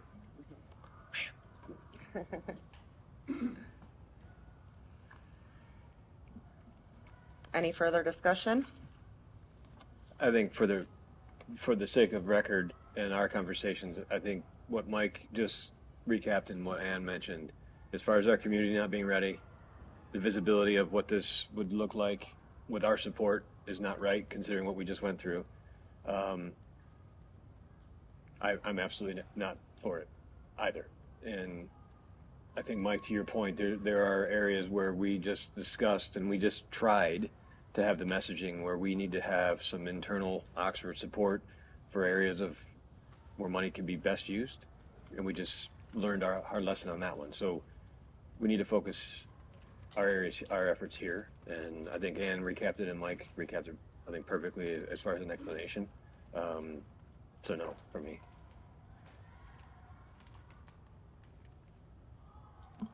All right. Unless there's anything else, I think we're good to move on the roll call vote. Yep, so I'm going to do a roll call vote. Just to clarify, it's a little bit different than other stuff. As I call your name, a yes vote would be in support of this resolution. A no vote would be not support of this resolution. Ann Atchison? No. Mike Aldred? No. Sarah Camajority? No. Mike Whitney? No. Shane's not here. James Summers? No. Amanda McDonough? No. All right, the nays have it. All right. Thank you. All right, moving into item 7. I don't think we have Anita saying anything else, right? We're good? Okay. Anita spoke to this at our last meeting regarding the course catalog. If anybody is comfortable making a motion, Mike, thank you. Move to approve the district course catalog as presented. Support. I'll support. And thank you. Discussion? All those sorry. Sorry. I was just going to say, a couple things that are coming up for this that she talked about. I know that she talked about finding interest of, you know, what it will be. It's not necessarily going to be there, but I know there's a couple things that are on the course catalog that my kids were super excited for and came home, and before I even had the presentation from Anita, they were telling me all about it, just pumped for it. So I think it's a good move. Good to hear. Excellent. All right. Anyone else? Yeah, I guess if you're excited for a certain class, get the word out with your friends so Yeah, that you have support. Because we need those enrollment numbers up you to have have it support right. on that class so you can have it.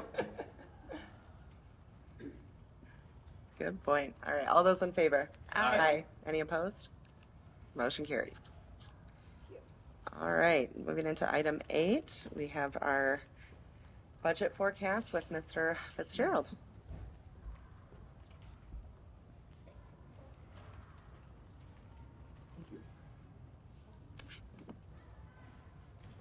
Good evening. As Mr. Whitney was speaking to, we did a review of the 3-year forecast at the subcommittee meeting. So The whole report's also on board book and in your packages.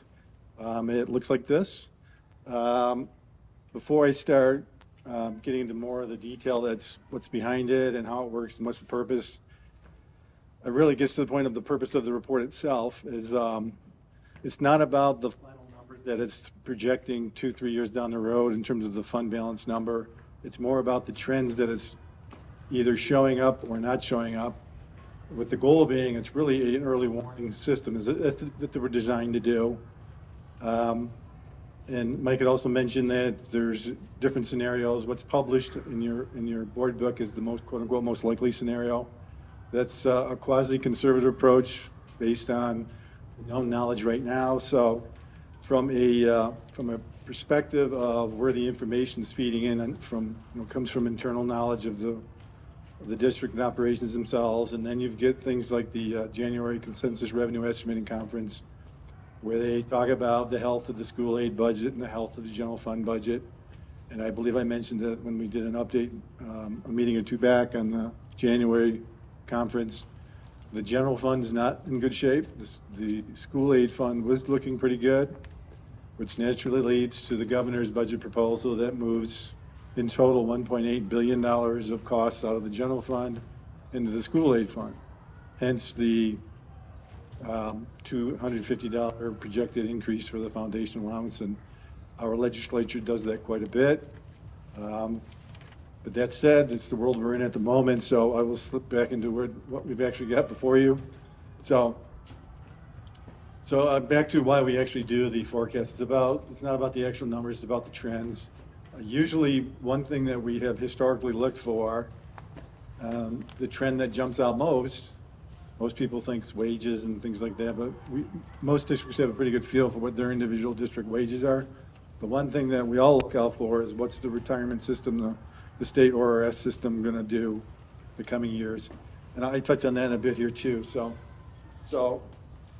from a revenue assumptions point of view, we have actually built into this one, it's 102 specifically full-time equivalent net growth. And when I say net growth, we're doing some estimating on our seated status kids, estimating on the schools of choice kids, shared time kids, and some of the OVA kids. This is really the starting point from now until the rundown to May, when we finalize documents for the adopted budget that goes to the board in June for approval. There's a lot more honing of those numbers. The foundation allowance, as mentioned, is used in this model, is the $10,300, incorporating the governor's $250 increase. We are hoping that the House and Senate come out with their versions that push that up. The property tax base within the school district, which is predominantly Oxford Township and the village, we're using a growth base that projects the internal property tax increase, generation revenue increases at 5%. So the actual taxable value and the actual values of the tax base in our district are likely going to exceed the 5%.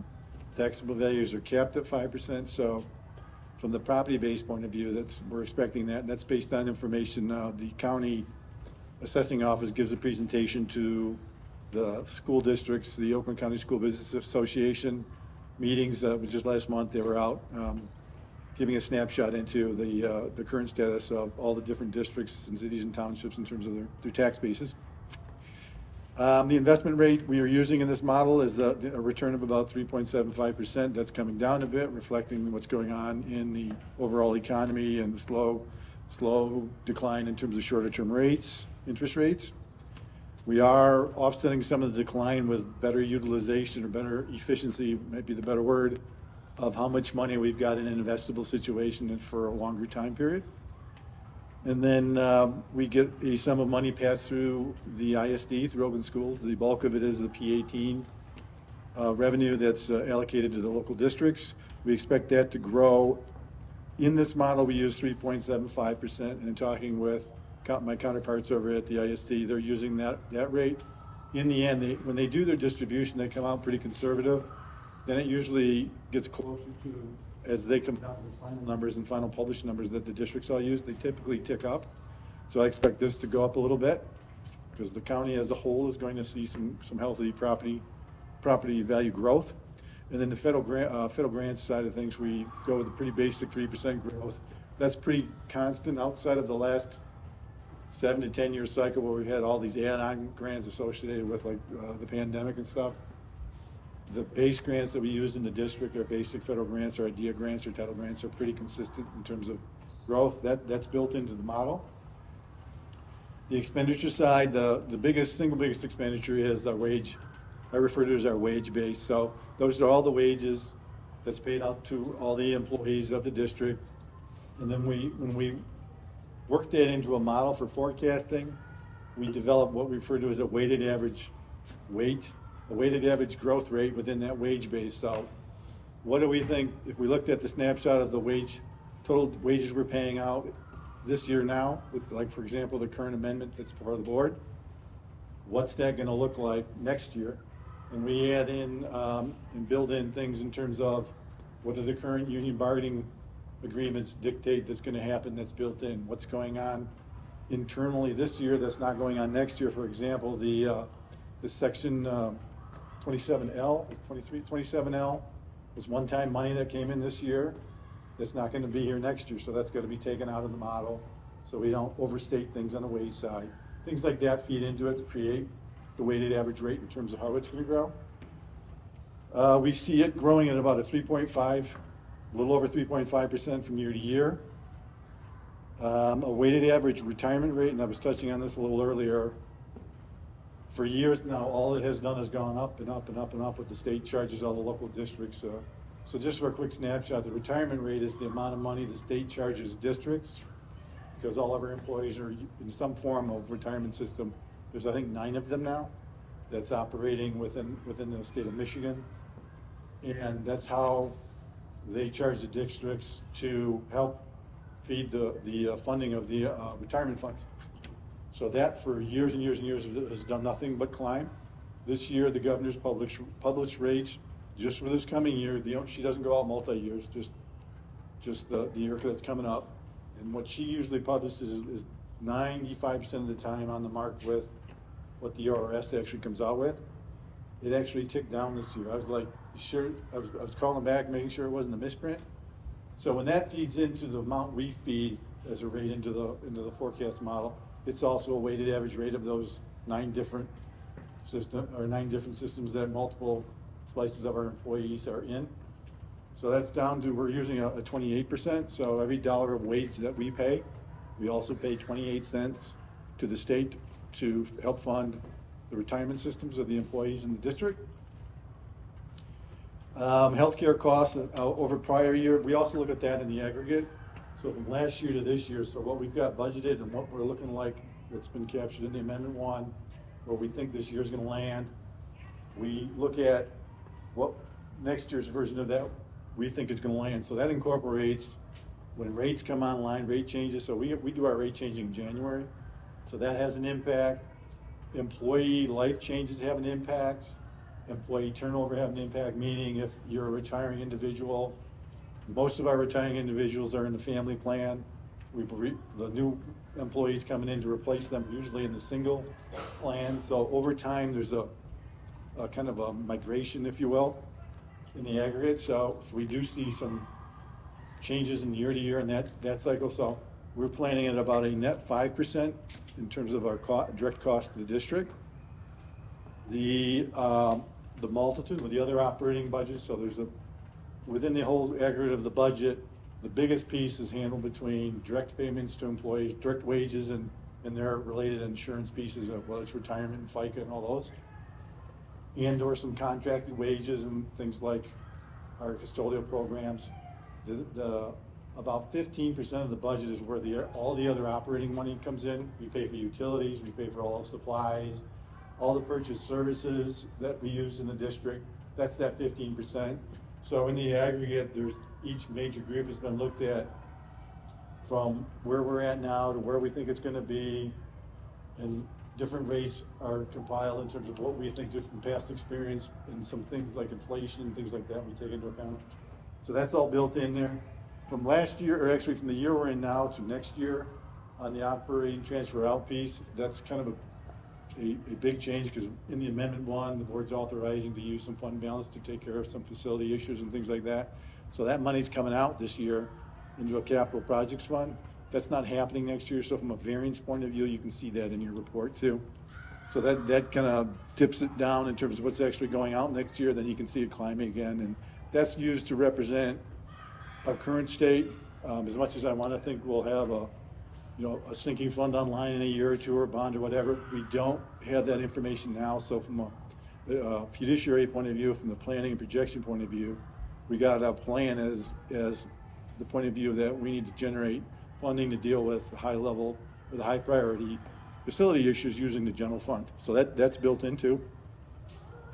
All that to say that from a model perspective, and it's in your reports, there's the different schedule that's got the numbers on it and that kind of stuff. But just from a summary point of view, under the forecast results for the most likely scenario, from a summary point of view, it corroborates a stable operating surplus in the range for the next 3 years. On paper, the range is about 158,000, growing to 306,000 over the next 3 years from out. Now, the specific number of 158,000 or 306,000 is not the important part. The important part there is that based on what we've got into the model, we're comfortable it's pretty conservative and pretty predictable. Now, that's not to say who knows what could happen a year out of the blue. We can't account for that. But what this number does tell us is that under the most likely scenario, we're pretty stable operating-wise, and it's slightly growing up. So it's going from the 158 to 306, so that's a good trend, so to speak, I was touching on earlier. That's one of the things we look for outcome. Retirement rates, as I touched on earlier, look like they're stabilizing, and God forbid they're actually coming down a little bit. And then on the flip side, there was no negative trends identified other than what we're already well aware of. And usually the biggest negative trend we keep an eye on is the retirement rate piece. And one of the things that's kind of wrapping up in this particular year has really come online and really focused on, and we will continue that forward, is our approach to our strategic plan goal 4. One of the sub-goals, 4.1 and 4.4, directly both engage a active management of operating costs, particularly 4.4 when it comes to a constant re-looking at how we're doing things. And we've done that a lot this year. I expect we'll be doing that over the next few years. So that kind of helps cost control, if you will, and get more efficient and streamlined, whether it's through consolidation of services or outright elimination of them, things like that. So, in that perspective, if you got any questions, there is another scenario I want to talk about real quickly, too, if you've got some questions on the most likely. The summary is that it looks like we're pretty stable, short of something completely out of the blue from the legislature this year on, which, based on last year, is not completely out of the question. So when we do this modeling, so to speak, we do tweak things up and down, and we come from, what would be the great high-end scenario? How would that look like? We change some of the assumptions. What's the worst-case scenario? Change some of the assumptions. So one of the worst-case scenarios that we modeled that has a probability that's greater than 0 is, as we witnessed, we were just talking a little earlier about the community's non-support of the non-homestead millage recently. So we built into the model, if we don't renew the expiring millage, it expires December of calendar 26. So just a little clarification on what you had mentioned, Mike, too, that because it expires on December 26, we'll be able to levy July 1 of calendar 26, which is our next technical school year. It's the year after that. If it expires, we're going to have a $7 million problem. So if you were to look at the model, you'd see instead of going 158,000 positive on the forecast or in the forecast operating surplus lines, year 2 drops to minus 6.9 million. And the next year's the same way. So basically, the 2 years after next year, we'd be out of fund balance. So that's one of the modeling we do to give us a heads up as to what could really happen. That said, that's why there's also on the agenda tonight, we'll be, and I'm kind of jumping ahead a little bit here, but we'll be talking about ballot question for non-homestead renewal approach again. But if worst-case scenario occurs, I can assure you that if the community decided there's no way they're going to support, and I don't believe that. I think the community's going to understand, and we're going to do a better job of helping them understand how that millage works and how it's built in as part of the actual funding mechanism of the state for the kids in the school in terms of the foundation allowance. I do believe that they will understand that and support the millage. But in the scenario that would not, we would be in a position where we'd have to reduce budgets by about $7 million in a rather quick fashion. So before going down the road of breaking that down to what that looks like, I would like to rather open up the questions. If you got any other questions about the most likely scenario, the not good scenario of, for example, the millage issue.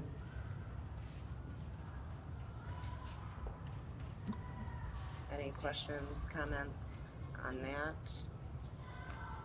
Okay. And can you verify, I believe there are 0 districts in Michigan that don't have a non-homestead, right? Correct.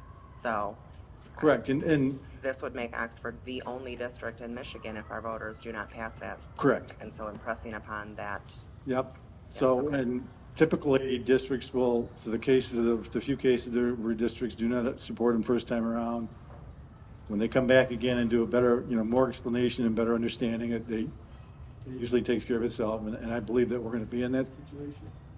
But I also have to be prepared if we're not in that situation and things just get to where we have to make some hard decisions. So I do notice that literally the next 1, 2, 3, 4, 5 items on the agenda. Do you want me to just move right into them, or just keep it rolling? Okay.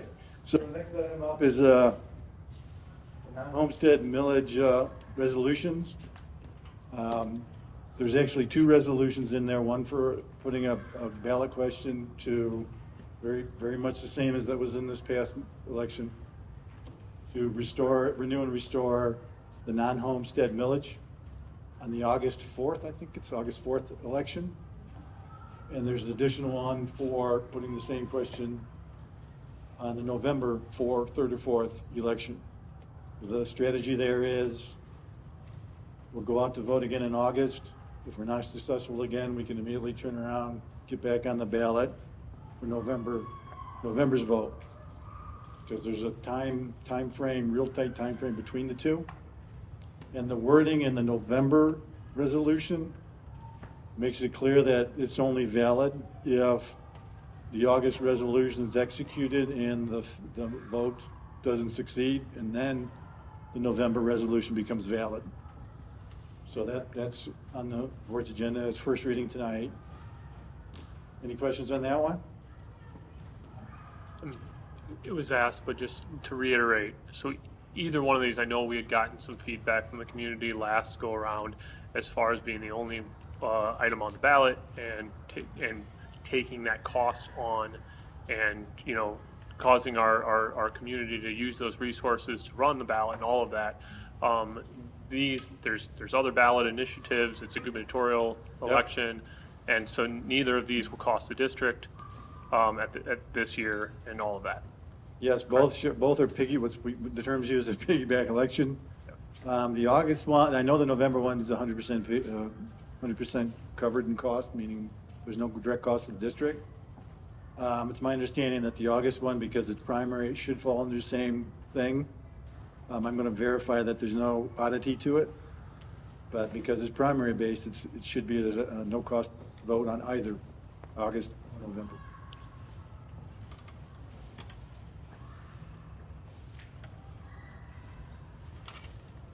Next. The second reading for the amendment ones in front of the board as well. In lieu of going through all the presentation and verbiage on that, again, it's really a request for approval as presented at the last board meeting. I'll make the motion and we can discuss. I move to approve the fiscal year 2025-2026 budget amendment 1 as presented. Support. Discussion? All those in favor? Aye. Any opposed? Nay. All right, let's move into item D. The next one up is the bond, it's a bond redemption resolution. We currently have bonded debt from a 2010 bond that the school district engaged in. It's called a QSAB by its nickname. It's Qualified School Construction Bond. It's the category of bond that came out at that time in 2010. The federal government was subsidizing interest rates, so with the intention, if you remember the time frame, the economy was not doing well then. The intention was to stimulate the economy by getting school districts to do big projects. And so the district here was involved with that. The way it's structured, it's designed to actually mature, not this May, but a year from this May. And there's a process in which how the accumulated payment process for this is a specialized bond. The investments of the district associated that's been set aside to pay this off has outperformed the actual expectations of when the bond payment schedule, if you will, was put together. So that's allowed us to be in a position to pay it early, which is good for the community. It'll save the community about $190,000 in interest, aggregate interest payments associated with what debt bills that the whole district pays for. Usually, the debt levy tax pays for all that debt service. That will be happening in May, but it does require the board to specifically authorize it because it's being paid off early. And that's the whole reason the resolution's got to be there. So it's a very clear decision by the board to, yes, we want to pay this debt off kind of thing. So the good part of that is, along with a couple of meetings back, I'm losing track of the time on that, but several meetings back, a few months back, we refunded the 2016 bonds that produced 400-some thousand interest savings for the community. It also allowed us to make some changes to the debt structure in the aggregate. This does the same. It relieves some of the timing of interest needs for paying on this particular bond that's being paid off in May. It frees up the ability to pay off our school loan revolving debt quicker. So that's anticipated to be paid down to almost nothing. We will always carry a little balance on it to keep our foot in the door should something like 2010 happens again. We'll be able to get back and borrow the money to keep us from actually, literally in 2010, without the school loan revolving fund, the district would have had to double its debt millage rates on the district. It would have generated in the end the same amount of money, but just you tell anybody that you're doubling their tax rates and they're like, it's not a good thing. So that'll happen. So that opens the door. So July 1 of 2027, when that tax levy comes through that year's hearings on the taxes, we'll be reducing the debt millage from 7.9 mils to 7 mils. It'll be a tax saving for all the taxpayers in the district. And it's a first reading format, I believe, on this one as well.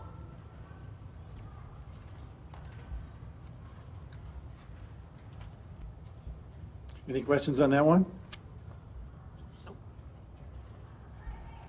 Okay, next up is the second reading for the asbestos abatement bid for the Center Program project. There is a little caveat to it that based on asbestos abatement law, and which treats our school board policy, it's the relatively recent law changes that requires the district to do I think of it as an abnormal step where we are required to actually go out and do a full-scale investigation, look into the different vendors and which violations they may have had through EGLE, which is the, let me see if I get the acronym right, the Environment, Great Lakes, and Energy Department of the state.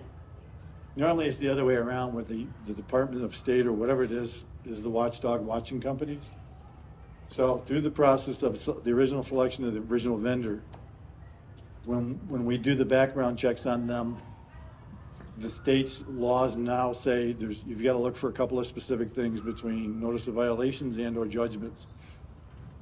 I mean, most companies get a judgment on it. In the industry, in the abatement industry, it's not unusual to get a violation because the nature of the business. Then you turn around and remedy it, and it's not an issue. And that's kind of like the goal of the law, is a constant keeping people in check. this organization a few years back had a judgment against it from resulting out of one of the violations. They dealt with it, you know, they did what was supposed to be done from the judgment and all that stuff. What they didn't do is what most of other businesses do. Once that's all done, you have the opportunity to expunge that from their record. Because they didn't, and it came up in our background look, once you hear the words judgment, then it triggers a different set of things that have to be done if you still want to use that vendor. If we weren't on as tight a timeline as we are with the project, we'd probably still have the same vendor. The biggest thing is that some of the steps that we have to take, like we'd have to do a separate hearing to publicly talk about one of their violations kind of thing. With respect to the timeline of the project for the center, there's just no time to do that. There's not an extra 30 days in there to get it. So my point saying this is that it's not that the vendor is bad. They would have, in any other circumstances, we would have kept them. So under these circumstances, we move to the next best qualified vendor, which is now before you tonight. They are Environmental Specialty Services, and their contract is $118,900. We are still asking that the board approve them tonight, so we can keep on our tight timeline. They came up with 0 background issues when they went through the gauntlet. And I do want to thank Tammy Bell from Eagle. One of the things that Eagle was supposed to do was put an access point in their website to make it simple to go look at people's. They did not do that yet. So when I eventually made it to a human being, she took my request and she did the old hand look through stuff and got back to us on both of these vendors. So I do appreciate that. Any questions? I can make the motion. Yep, that'd be great. Okay, I move to approve the asbestos abatement bid as presented. Support. Mike Whitney, thank you. Any discussion? All those in favor? Aye. Aye. Any opposed? Motion carries. All right. Okay, that takes us to the middle school environmental update. We had some air testing quality checks recently done at the middle school. We've had some recent guests pop in and out of the boardroom, and we've had a couple of water flood type problems at the building. So, based on concern for the condition of the building, potential air problems, staff and community feedback, we took the next step beyond just a standard air check. We brought in an individual, and by the way, this is all in your board book under cover memo and in the report. And the report itself, I want to say it's 169 pages. Mm-hmm. All in. The actual report piece is about 13 pages. The rest of it's appendix of supporting data, pictures, all that kind of stuff. Pretty thorough report. So we did bring in a consulting firm to conduct an assessment at the middle school. A gentleman by the name of Scott Chandler, who's a senior industrial hygiene consultant for his firm, and his firm's name is Testing Engineering and Consultants Incorporated. We refer to them, their acronym is TEC, that's their logo. They conducted the testing and assessment. It was over a multi-day period. They went beyond air testing. They did do some air testing in a couple of the rooms that were specified, but they did walk the building, test tape in and out of mechanical spaces, a pretty thorough review of the spaces. We received the report back at the end of January. I'll say it was January 23rd or 4th. Taking a little time to digest it. Once I got through it, got my own, what I thought were my understandings was I did have a conversation with Scott to making sure I was understanding what he was writing in the same manner he was writing it. From that point, I'm going to touch on some of the issues with the building. So we do have some challenges in that building. The condition is, the biggest challenge associated with our air handling units. So in a building, in an elementary school, you'll have typically, in the classrooms, there'll be small single room heat air management units. In a bigger building like a middle school, the high school, there's big air handling units that are inside mechanical rooms. And those air handling units are the mechanisms that suck in air, filter them air, and push them through the air routing system. So there are, I'm gonna get the numbers wrong here again, but there was 12, I believe there's 12 air handling units and 2 on the roof, so 14 total in the building. In the air handling units, and I'm trying to be a verbatim as much as I can without getting overly in the weeds, because I don't want to get too buried in the weeds, because I myself is just having a pretty good grasp of the weeds, but I don't want to go beyond anything like that. So from the condition of the air handling units themselves, they would measure out as what's termed as poor, so they need some work. We've got that, and I'll go over our plan too going forward that was on your cover memo, but they need work. Test results in those interior spaces of the subset of the air handlers range from minimal mold growth with mold growth within the units, the mechanical rooms, and some of the interior stuff. Inside those mechanical rooms, there's also piping that's wrapped with paper and canvas related materials, and the goal of that is to control the condensation and dripping that controls on piping. So we have some issues on the units. We have some issues on the piping. The single biggest issues, as I read it, is the piping. So that material on the piping, when he originally wrote his report, he was not aware if there was any asbestos in that or not, so he made note of that. So if you when you read that in the report, we did have that follow-up check that we do not have asbestos in the bulk of the wrap. But there's some specialized pieces of the piping we got to cross-check to confirm that. So all that to say that to me, when I read the report, those pieces of equipment, the piping and the wrap, are the single biggest challenge. There is mold built into there. There is, to the knowledge at this point, there is no asbestos, which is good. So in terms of challenges there, those rooms need some serious work. The piping needs to be stripped, cleaned, retaped, rewrapped. That really needs to be, we're going to take that beyond those air handling unit, mechanical rooms, and do the whole building through the whole plan. So that's going to take some time on that piece of it. The other piece, I jumped ahead a bit here, so his recommendations are professional cleaning of air handling units and associated air conveyance ductwork. We're in the process of finding the people, businesses that will do a commercial-sized ductwork. We've contacted probably 7 or 8 at this point. We've got one quote back that will, because the construct of the air handling piping in a building, a commercial-sized building, is much different than bringing in someone to clean your ducts at home. So we're working on that piece, and I'll touch on that a little bit later too. So the water dams pipe installation wrap is presented in several of the mechanical rooms.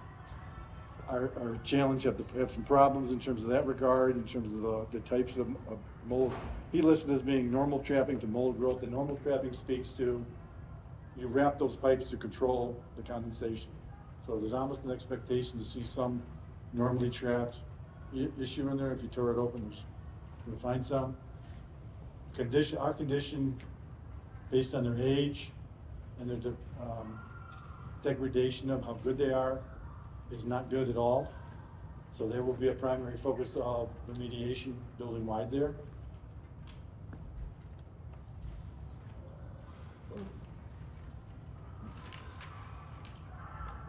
Also, there was several points that he checked and tested ceiling tiles in different spaces throughout the building. Some of the mechanical, like the physical piece that holds the ceiling tiles up, he tested some of those. I'm speaking, in the report it speaks to the specific places he tested. I'm speaking to the aggregate that the vast majority of the tiles he was looking at saw remnants of and or the leaking pipes above, what the damage it can cause, what can grow, mold growth, and that kind of stuff on those tiles. So in the aggregate, I'm saying, reporting tonight, we're treating all of that as if they are the worst case, how he describes them out in terms of the different growth. So they're all coming out, they're all getting replaced. So, as also contained in your memo, I'll touch on the district's plan, where we're at, what we're going to do, where we're at. So we will ensure, I'm just going to read verbatim what was in the memo. We're going to ensure the appropriate cleaning and decontamination of all the air handling units, internal and external, and the associated air conveyance ductwork is completed as recommended. applicable periodic preventative maintenance processes will be expanded to ensure all air handling units and their associated mechanical pieces district-wide are going to be treated the same way. So there was a question that came up of to, you know, what about this building or this building? What we're learning at OMS is going to be applied to all buildings in terms of the annual maintenance, the cleaning, that we're going to inspect in the same manner that the OMS was looked at from this firm. And given whatever is found in different buildings, they too will be addressed in a similar format. We will be, and one of the first things we're trying to do, we've got them on order, not sure if they came in yet. There are HEPA carbon-based filters that go into the air handling unit. So if you pictured a big, inside the mechanical room, big piece of equipment, pulls air in, I'm sure I'm describing this very badly, Tim, so I'm off track, straighten me out, pulls the air in, pushes it through the filters, pushes it out through the air systems. So as soon as we get these filters in, we're replacing them with these HEPA carbon filters. Those are designed to make sure there is not anything troubling coming through those air systems. So any mold spores, things like that, those are designed to capture. So we're gonna put them in place now before we even get to fixing stuff, which I'm gonna touch on here in some time frame too. So that if there is something that's either Scott did not see or other concerning issue, we're gonna get some containment on it and make sure it's not gonna be any kind of an issue in that regard. And then when all's said and done and everything's up to speed, those will likely all be replaced and then go on a cycle of replacement, cycle process, that kind of filter. We're gonna ensure that the building's mechanical rooms, the removal and replacement of all water damaged pipe insulation wrap in those rooms will occur, including the pipe fitting pieces and pipe fitting specific things he called out in his report that I've got to get clarification yet in terms of what their status is, whether there's an asbestos issue there or not. And if there is an asbestos in anything like that, then they'll just change how we approach some of the cleaning pieces and the cleaning pieces of it. I can't say the big words anymore tonight. So, and along with the tile stuff, we're gonna replace those as quickly as we can get through the buildings and replace them, knowing that between now and the end of the school year, especially as we get into spring and warmer weather, a lot of that condensation, the way that building was built, there's open running pipe. And when you're running water through it, cool water through it into the chillers to cool the building down when we get into May and early June when it's warm out, it creates the condensation that drips down. So that's probably the single biggest feeder of what's going on with it is the single biggest feeder what's going on with the tiles. We do have some roof challenges. Those are already in process in terms of identifying particularly everything that Scott points out in his report. That's going to be our starting point at that building, and we'll use a similar approach to the other buildings. And the funding that the board's transferring through the amendment is the first source that's going to be addressing most of the buildings that are the immediate need stuff, roofs being high on that priority. We're not looking to replace an entire roof at $1 million. We'll probably go in and find where are the bad stretched pieces of each roof piece, seal it so stops leaking and things of that nature. And at some point in the near future, hopefully we have the funding and the capability to do the full, if needed, the full roof replacement piece. Replace the water stain, yeah. So we'll be doing the water stain. So associated grids, there was a grids in the common area that he called out specifically to. Those will be dealt separately in terms of decontamination. That's the word I'm looking for. And the cleaning piece there. We will inspect, going beyond what he's just calling out in his report. We're going to be inspecting all piping within the building in the same mindset. And then we're using that same protocol. We're going to spread that into all the buildings of the district.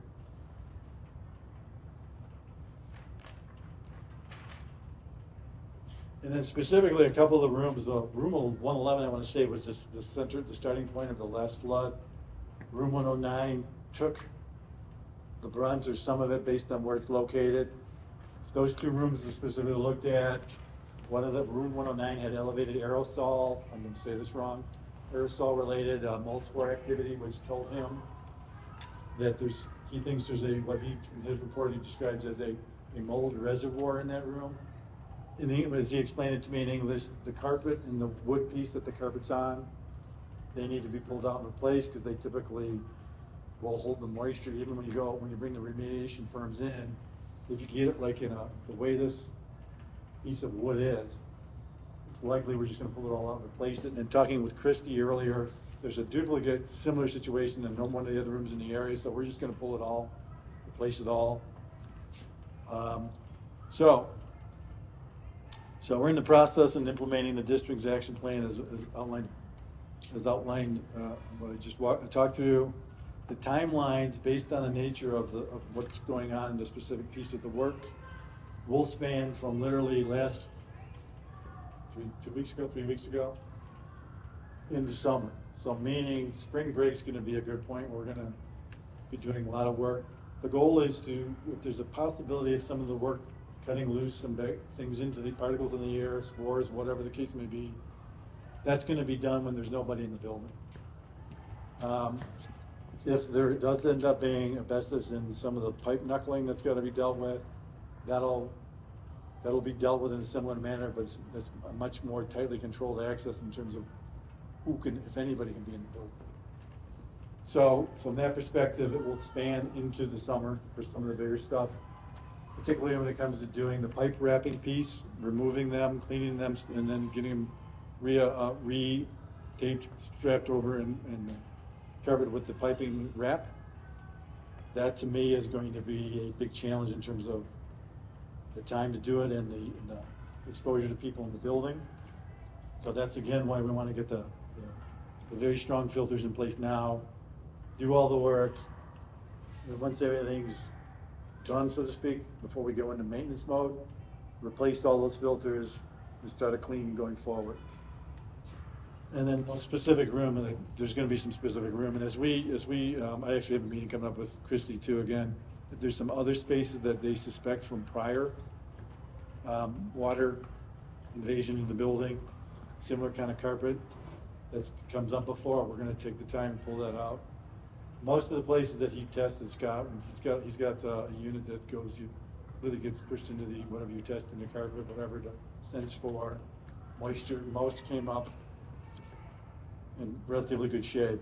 Those particular rooms were the ones that he wrote up, so there's specific work to be done there as well. So actions that are in place now and been taken to date, we've been working with vendors between quotes and or products, quoting services and prices, acquiring products and services. Particularly the building duct one that I mentioned, the commercial level, that's going to be a challenge. That we've got one good quote, and it's one valid quote. It's a big ticket, but we do have that. Fortunately, we've got the money moving to the capital projects fund to do this right. So the skylights in that building have always been a perpetual leaking problem. We think we may have a solution, so we're going down that road. Pipe and mechanical room cleaning and decontamination work. The filters, the pipe installation, and the inspection in terms of the additional pipe inspection in terms of bringing in people, that's in the process going now. Royal Roofing has been scheduled to, been working with them to schedule some repair works in the different identified areas in the report. Staff training for specialized some of the maintenance places actually already been completed, and that's going to be rolled into an ongoing protocol of becomes an annual maintenance piece of that new work. And then from a closing thought point of view, all of our facilities will benefit from what's learned out of this experience, particularly from a forward preventative maintenance approach that will be institutionalized and will impact all buildings, depending upon what buildings and what circumstances are, as we take the harder look at. We may or may not bring in this organization to specifically do this kind of a test there. I am thinking that once we get through all the work at the middle school, embedding these protocols in our current practices district-wide, there's a summer cleaning process that goes on district-wide. So by the end of summer, these new processes should have touched all the buildings. At that point, we're looking at bringing TEC back to pick out a building or two and run this same process again to see how we turn out. Just to do as a back end check that what we think we're doing and doing right, getting forward on to actually work the way it's supposed to. Again, it's a 169-page report.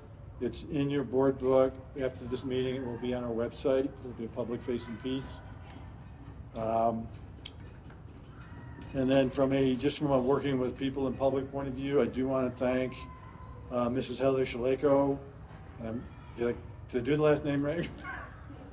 She is a parent in the community who's got experience with this kind of an issue before, so she was kind enough to come meet with us and give us some feedback and thoughts and guidance in terms of where things go, and also some potential funding sources, which is above and beyond. And then just the staff in terms of their communication pieces in terms of what's been, feedback to us in terms of what's the perception in that building that in terms of the air in there and things like that.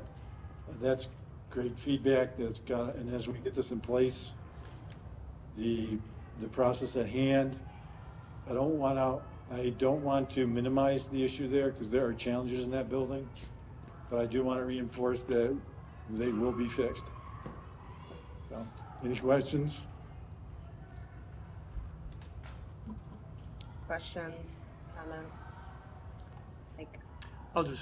John, you beat me to it, but just reiterating both your work and the work of the team, but also the work of the community. You mentioned Heather, just kind of championing this because I don't have that background, right? So I don't know the questions asked or what. When we had done the testing before, as far as I knew, that was sufficient. And so I just appreciate that input from the community, and that's valuable, of course. Everybody wants to ensure that our students and our staff are safe, and thank you for following up and doing that as well. I appreciate that. Anyone else?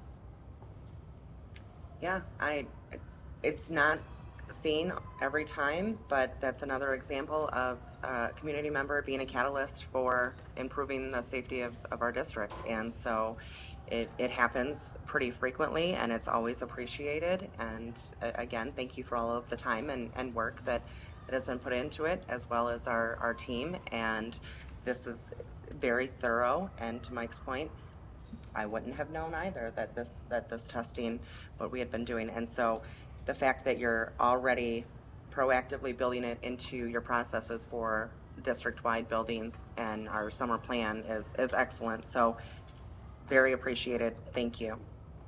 We are planning a meeting later this week too with the TEC group to kind of help strategize in terms of that piece too, and understand clearly what the language he uses and that kind of stuff. So my hope there, for my own understanding and knowledge piece, as well as our team, and leveraging people such as Mr. Shaleko in terms of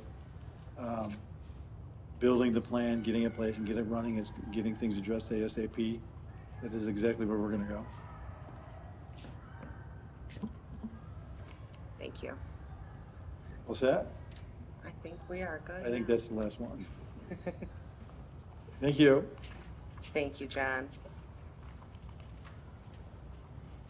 All right, item 9, we have unscheduled. Do we have any this evening? No, thank you. Item 10, our upcoming scheduled activities, our next meetings that committee of the whole, will be taken off. And then, of course, we have a spring break coming up. Item number 11, any administrative clarification? Dr. Milligan? I just want to add and say thank you to John and his whole team, as well as Tim. You guys have worked really, really hard lately in terms of the roof leaks and all these testings and, the finance. There's just been so much that you guys have worked on. I know it's been incredibly stressful, so I just wanted to express my gratitude for all your work. Thank you. Appreciate it. Tim, you're going to stay here forever, right?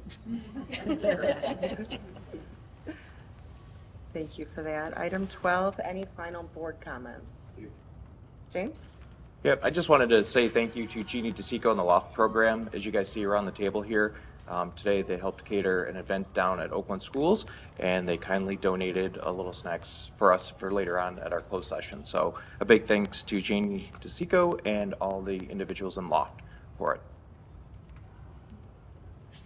Mike? And then I'll just reiterate, there's still quite a few shows actually for Frozen coming up. So this is a big weekend, to say the least, right? Thursday, Friday, 2 shows on Saturday, and at least 1 show on Sunday. So it was just great. We saw it on last Saturday, and I will be also there on Thursday, and probably Sunday. So just to reiterate that, I mean, come celebrate the kids. They do an awesome. I mean, it is really an awesome show. And I'd like to add that almost every show is sold out. Okay, well then let's get then. I think there's a couple matinees that have some space, but we couldn't go till Sunday, and we're in the balcony, so. Wow, awesome. Okay. All right. Anyone else? Thank you both for that. All right, we have a motion for closed session, if anybody would like to make that. Yes, I've got my mic on. Yeah. Move to meet in closed session pursuant to the Open Meetings Act, Section 8(1)(a), to consider a periodic personnel evaluation of an employee. Support. Ann, thank you.